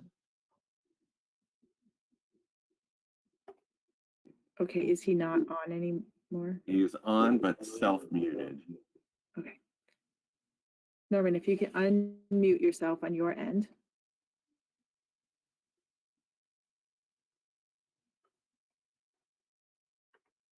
On your dashboard, you should. Oh, yep, there you are. Yes, we can hear you. I can't read either. I have had my water tested in the past by you and other agencies.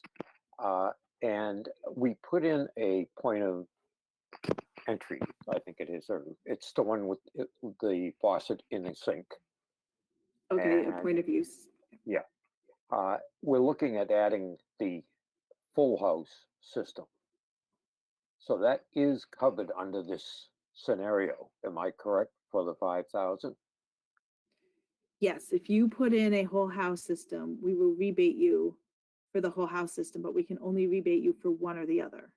Sure, that's, I totally get that. I put the other one in because I wanted to, but yeah, I just wanted to make sure we were covered, and I want to thank you for this evening and your time in. So thank you again. You're welcome.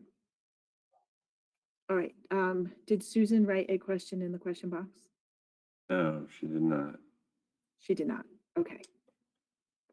Do you want to try to unmute her again since we're getting towards the end, or no?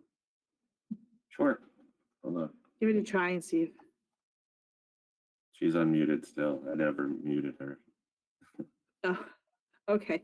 So yeah, so Susan, it looks like we just can't hear you. So if you do want to ask your question, please type it in the question box and Josh will read it.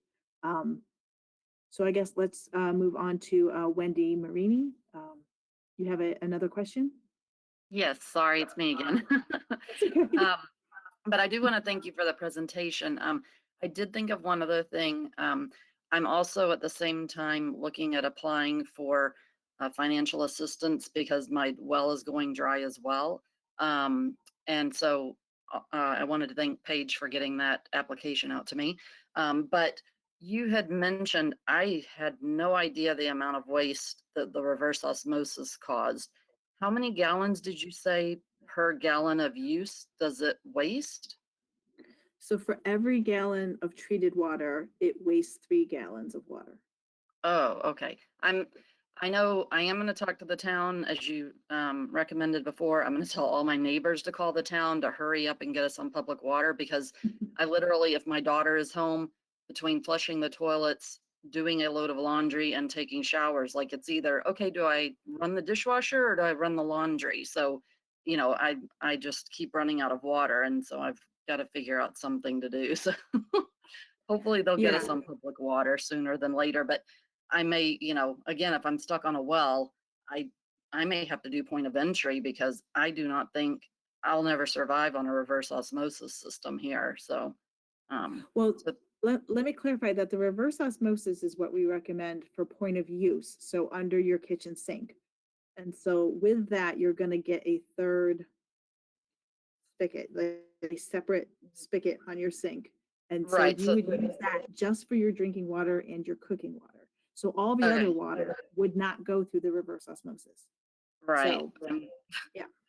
I'm just And then- thinking, and- hopefully we're not drinking too much. I mean, it's for that reason that we don't recommend reverse osmosis for a whole house system, because it is just, it wastes so much water and it's just not feasible to do so. Right, So, right. yeah. Okay, well, I'm just, like I said, I'm planning ahead just in case we never get on public water. I want to have a plan and figure this out. So hopefully that will help. Thank you again. You're welcome.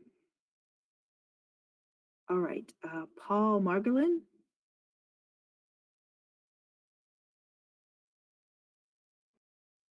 Okay, thanks, Amy. I wonder if you could speak a little more on the risk presented from an old point of entry carbon filter. So for instance, is the radioactivity due specifically to radon impact? So are you asking if it's the radon that causes the radioactivity? And Yeah, yes, I am. okay, so yes, so radon, when it decays into radioactive materials. And so if you leave it in the vessel too long, that radioactive decay starts to accumulate to certain levels, it can become an issue. So that's why you have to be mindful to change the carbon out before you reach that level. And it really is dependent on the concentration of radon coming into the carbon vessels as to when you would have to change it out. Okay, and so if you have pre-treatment in place for the radon, is there any other danger or risk associated with a used carbon filter? I mean, technically, if you're maintaining it the way you should be, no. If you choose not to maintain it and you're not using it properly, there is a small risk of bacteria buildup in a carbon filter. But like I said, if you have your treatment installer coming out and maintaining it per their recommendation, there should be no other risk. Okay, so my understanding it from my contractor was that maintaining it is nothing more than periodically doing water testing for the compounds, period. Are you aware of any other kinds of maintenance that would be required other than that? I mean, a carbon vessel is a pretty simple thing. So no, he's right. You would want to test it on a certain period of time to see if there's any breakthrough of PFAS through that carbon filter. And if there is, that's when you would do a carbon change out.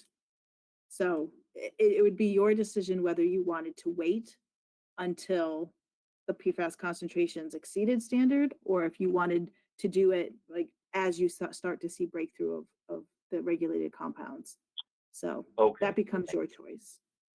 Okay.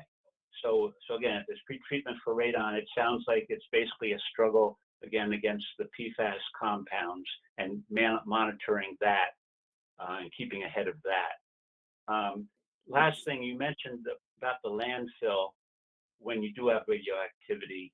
Are there not regulations that would classify a filter that's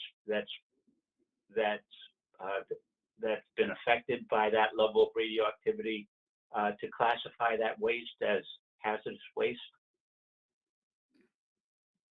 Landfills are not my forte, so I might have to defer to Jeff if he knows anything about this. But the thing is that you want to change out that carbon before you get to that radioactive level. So that is the key here. But once it gets to the radioactive level, I believe it is considered a hazardous waste, but I'm going to let Jeff answer. Yeah, I haven't gotten too into the weeds on the details of radioactive waste, but I think at some point, if you let it sit there for years and years and the radioactivity built up, it could reach dangerous levels. And without knowing the regulations on radioactive waste, that certainly could trigger some regulatory thresholds. Very good. Thank you very much. All right, let's move on to Bob and Lisa Doherty.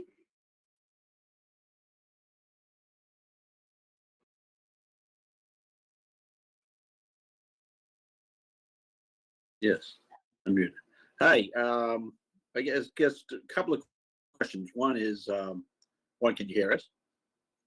Yes, we can hear you. Okay, good, thank you. All right, just checking. As far as the PFOS filters, lots and the carbon filters, we have the one installed that's the same as the one that you had the data sheet up on, something scrub or whatever it was, carbon. And Yeah. we're just over the limit of the PFOA. So we're just trying to get an idea as to how long that filter would probably last. We're in like 17 or 18, really low number, but still above the limit.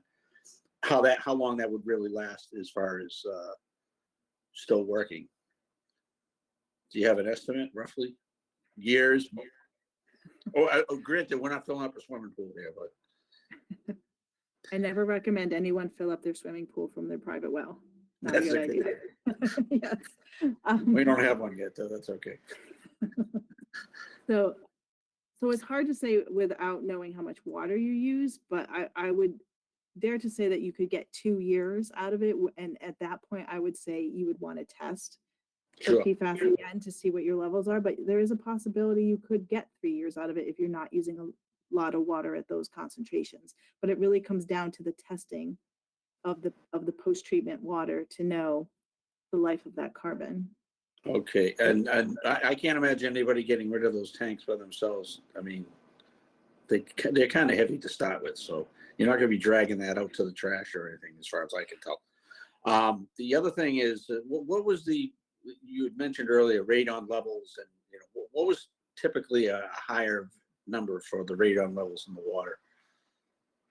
So we recommend treatment at anything above 4,000 picocuries per liter.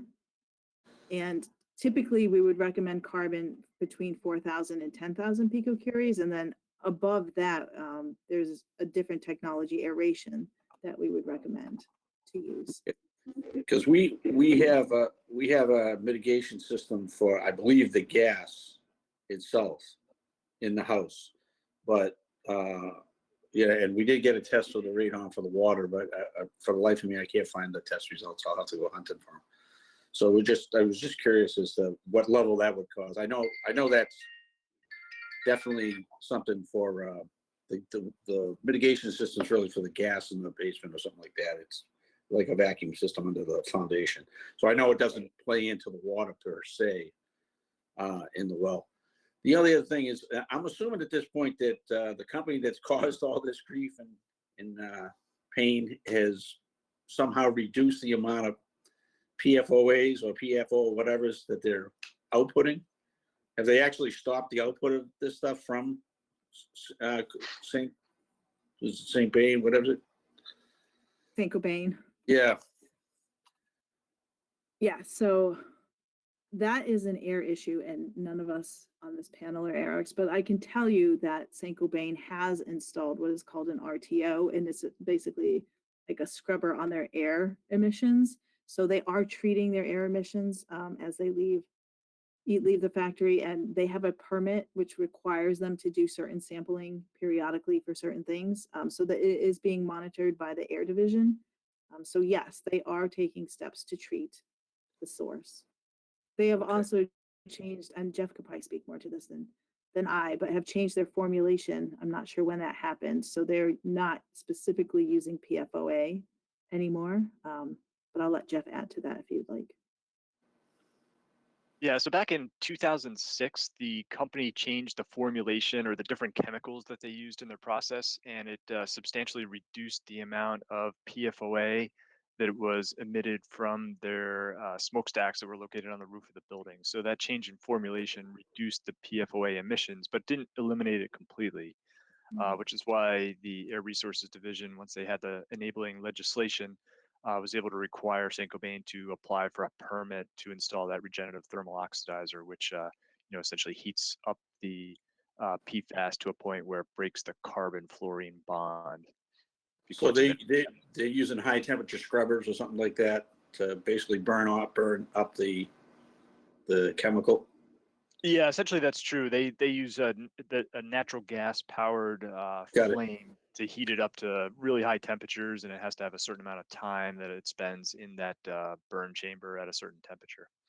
I understood. I work at a company, we use those all the time. So we used hydrogen, only recently switched to gas. So, okay. Thank you very much for your help. Great job, folks. You're welcome. Thank you. All right, Raymond Faria.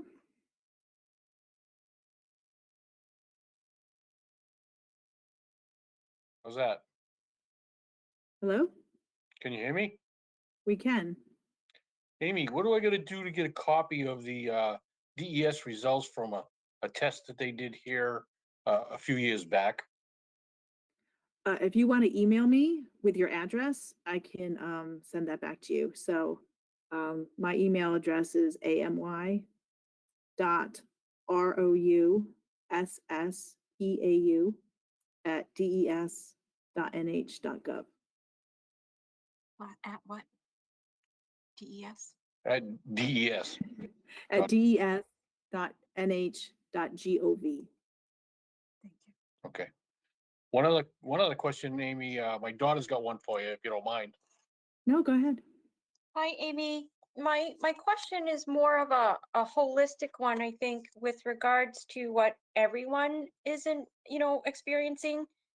And I guess for those of us who are well owners, part of that may have been a holistic choice because it was natural. And yes, these companies are making attempts at making it right. However, the long-term consequence is a financial burden on us, regardless of whether that's bottled water, whether that is a point of, right, whether it's the filters or whether it's the overall cost of having to now pay the town in order to have access to town water. Despite the stipends that you guys are providing for the point of service or the town hookup, like it kind of goes into that question, what are they doing to fix it? But in perpetuity, we are now financially burdened by that when before we were not. How is that going to be compensated, or has anybody even discussed that? Amy, do you want me to take that? Yes, please. So you raised a really good question. PFAS are used in a lot of products that are sold to homeowners. It's in our clothing, it's in carpets, it's in our upholstery, it's in various chemicals that we use around the house to make wood water resistant and paints and whatnot. So it's used throughout our homes. It's been found to be produced in wastewater that we generate and in residential settings, as well as various companies such as Saint-Gobain we talked about tonight has emitted it from their stacks, and that's impacted certain areas.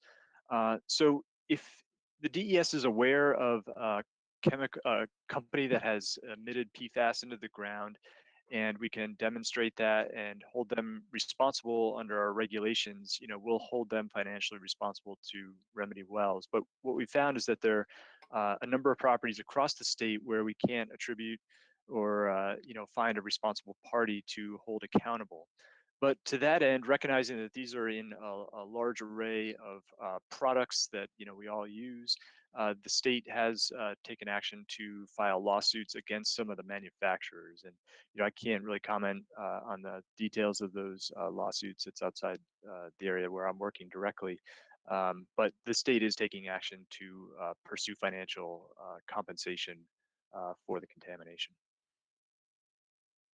Okay, so those people who have a direct proof of contamination by a company, they will be held accountable or at least forced for restitution for, the filters that we're going to have to change from here on out for the rest of our ownership of the home, or, the monthly payment of water to the town. You're saying you don't know because it hasn't happened yet.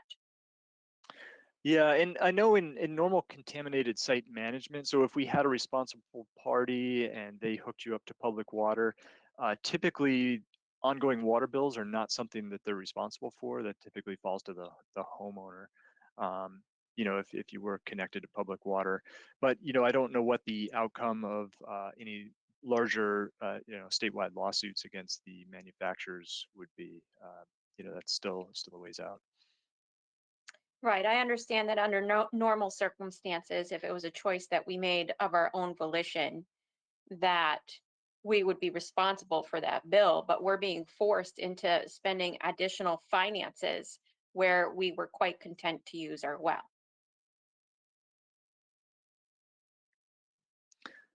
Yeah, and have you been compensated by a responsible party or hooked up to water, or you're applying for the rebate program? No, we are trying to decide what to do with regards to the rebate program. I did read your letter, and my second question is, can you direct me to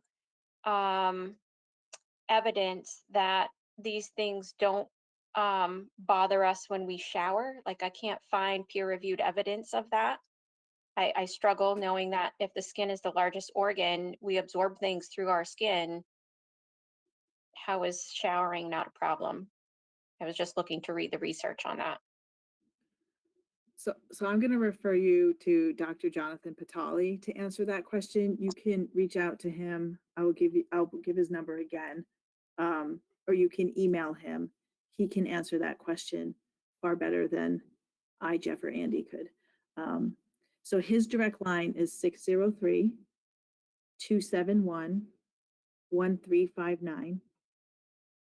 And his email is Jonathan Patali. So it's jonathan.patali@des.nh.gov. And his last name is spelled Petali. All right. Thank you guys so much. I appreciate it. Amy, thank you and all the guys. You're welcome. You're welcome. Job well done. Thanks. Thank you. All right. Before we move on, did we get a question from Susan? We did. Let me see if I can find it. She says she has been contacted by Golder in July and completed their water supply survey and access agreement.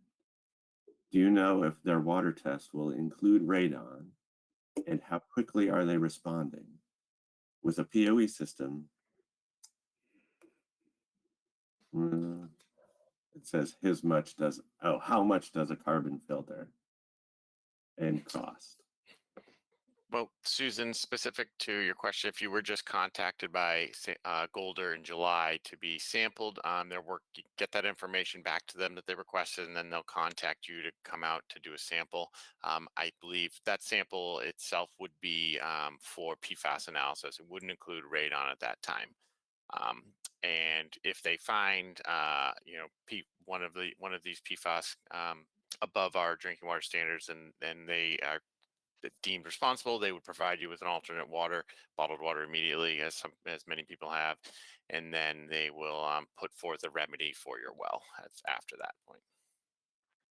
And I'll just add, if you haven't heard back after sending your paperwork to Golder, if it's been more than 2 weeks, reach out to Andy and he can follow up with St. Cobain. They typically turn around pretty quickly and schedule the sampling. So if it's been more than 2 weeks, certainly reach out to us. All right. Did we ever figure out Elena Zook? Is she on or did she leave? I still don't see her on the list. Okay. All right. Then we'll just move on to Jim Alton.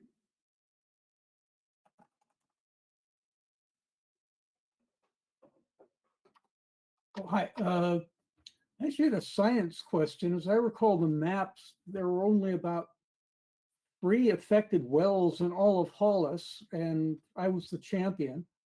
How does it become so spotty? Do you want to give it a go, Jeff? Yeah, so that's a great question. You know, I guess the first answer to that is the source of the PFAS. There's different sources. They could be, residential, could be releases from air emissions at certain facilities. We had one in southern Amherst that we're investigating. We had St. Cobain. The other thing that, I've looked at St. Cobain data in a lot of detail. And if you zoom in on a neighborhood, often you'll find one well that's over the standard, and immediately adjacent to that property is a well that's below standard, or PFAS may not even be detected. And it really boils down to how groundwater flows to your individual well.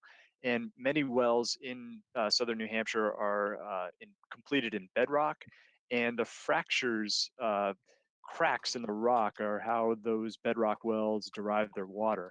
And I think there's some reason to believe that depending on the way that those cracks are connected to the ground surface, if it's a more direct connection, you may find greater amounts of PFAS. Whereas if you have a really deep fracture that has old water, conceivably that water entered the ground before PFAS were even invented and used, decades ago. So that water would not contain any PFAS. And you could have mixtures of water. So you could have both the young water from a shallow fracture, and you could have old water from a deep fracture. And I think, that accounts for some of the variability we're seeing in wells across the state. Okay, that makes sense. And we did a presentation, I guess back in April or May, and there's some slides that explain that in a little more detail, go into some maps and diagrams on how that we think that works. I'll see if I can find that. Well, thank you. You're welcome. Jeff, if you want to send it to me, I'll add it to the Dropbox link so that it'll be there for them to access. Okay, sure. Yeah, we have a blog post, but we'll tie it into this post as well. Make it easy. I can probably find it if it's on the blog. Yeah. Okay. All right. All right, let's move on to Lisa Stachin. Hi, so I just have a couple more questions. You talk often about retesting every 2 or 3 years to see how your carbon filter is doing, and you have to retest after post-treatment. So any clue what retesting costs? So yes, I'm hearing, so I know it costs about $250 to $350 depending on the lab you use if you were to go direct to the lab. I'm hearing if like a treatment installer is going to do it, that is up about $400.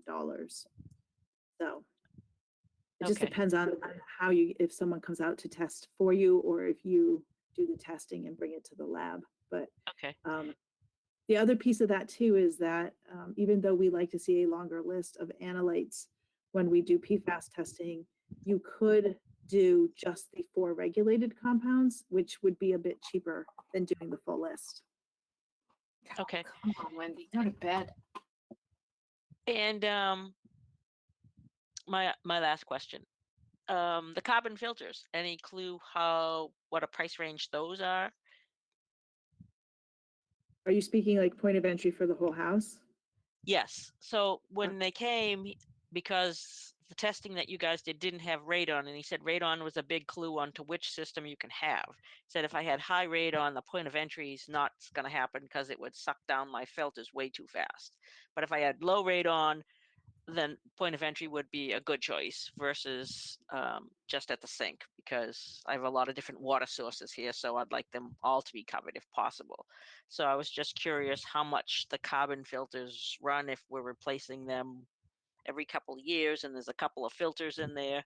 Just trying to see a ballpark on, long-term costs.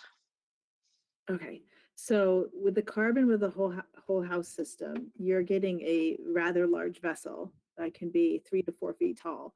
And so it's not just a matter of changing out a filter. So a company needs to come out and actually suck the carbon out of those vessels and replace it with new carbon.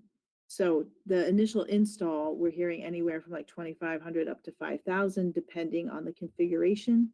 But to come out and do like a carbon rebed of those vessels, we're hearing $300 to $400. So that could be $300 to $400 every 2 to 3 years. Okay, great. Thank you for your help. You're welcome. All right, and Phil Sulish.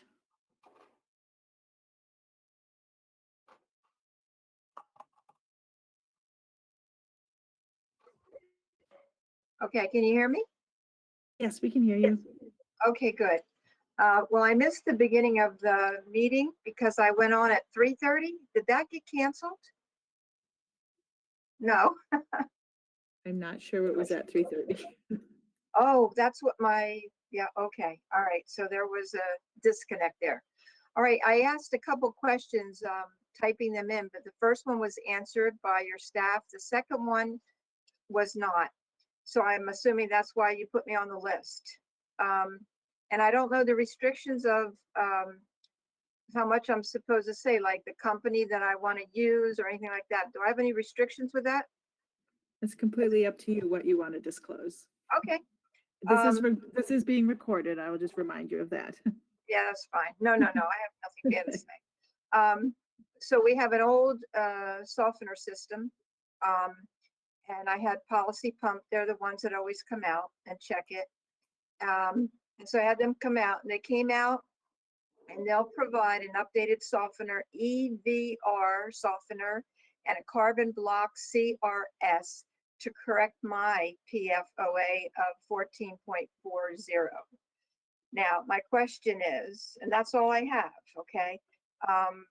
My question is, that rebate for $5,000, will that cover that system that I just described, even though it's going to cost me $5,300 because everything's going up?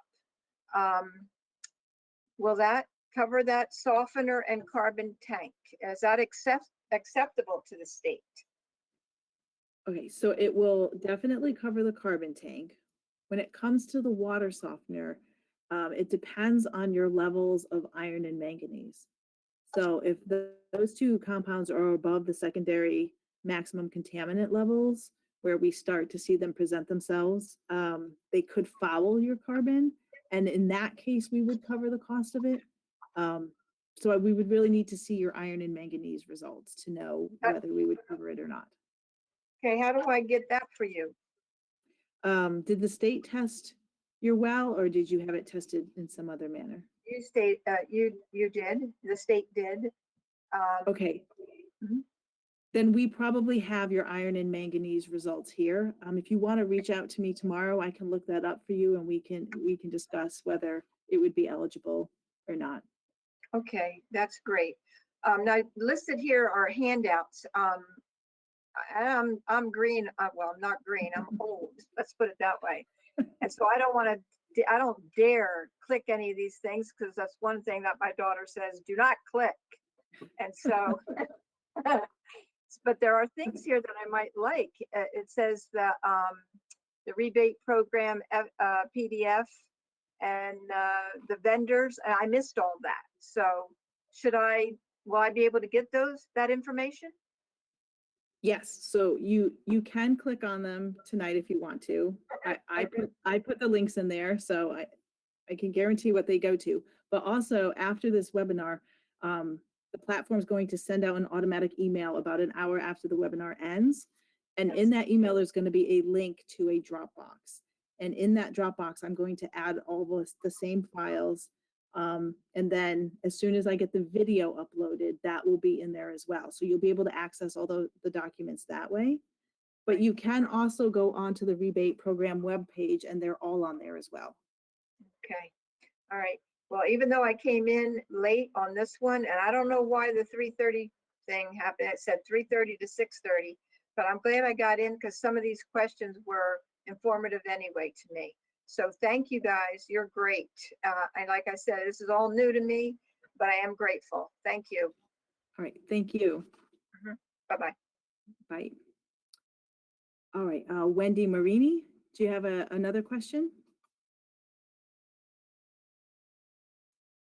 Yep, third time's a charm. Sorry, I have someone piggybacking off of me through this seminar. So, so they actually, and just because other people have brought it up with St. Gobain, we were just kind of curious, is this coming from some kind of like emergency federal funding? Is New Hampshire having to pay for this, or are they making St. Gobain pay for this? Like, that was kind of, you know, we've always said they should be paying for all of it, but that's what we were curious, is just kind of where the funding's coming from.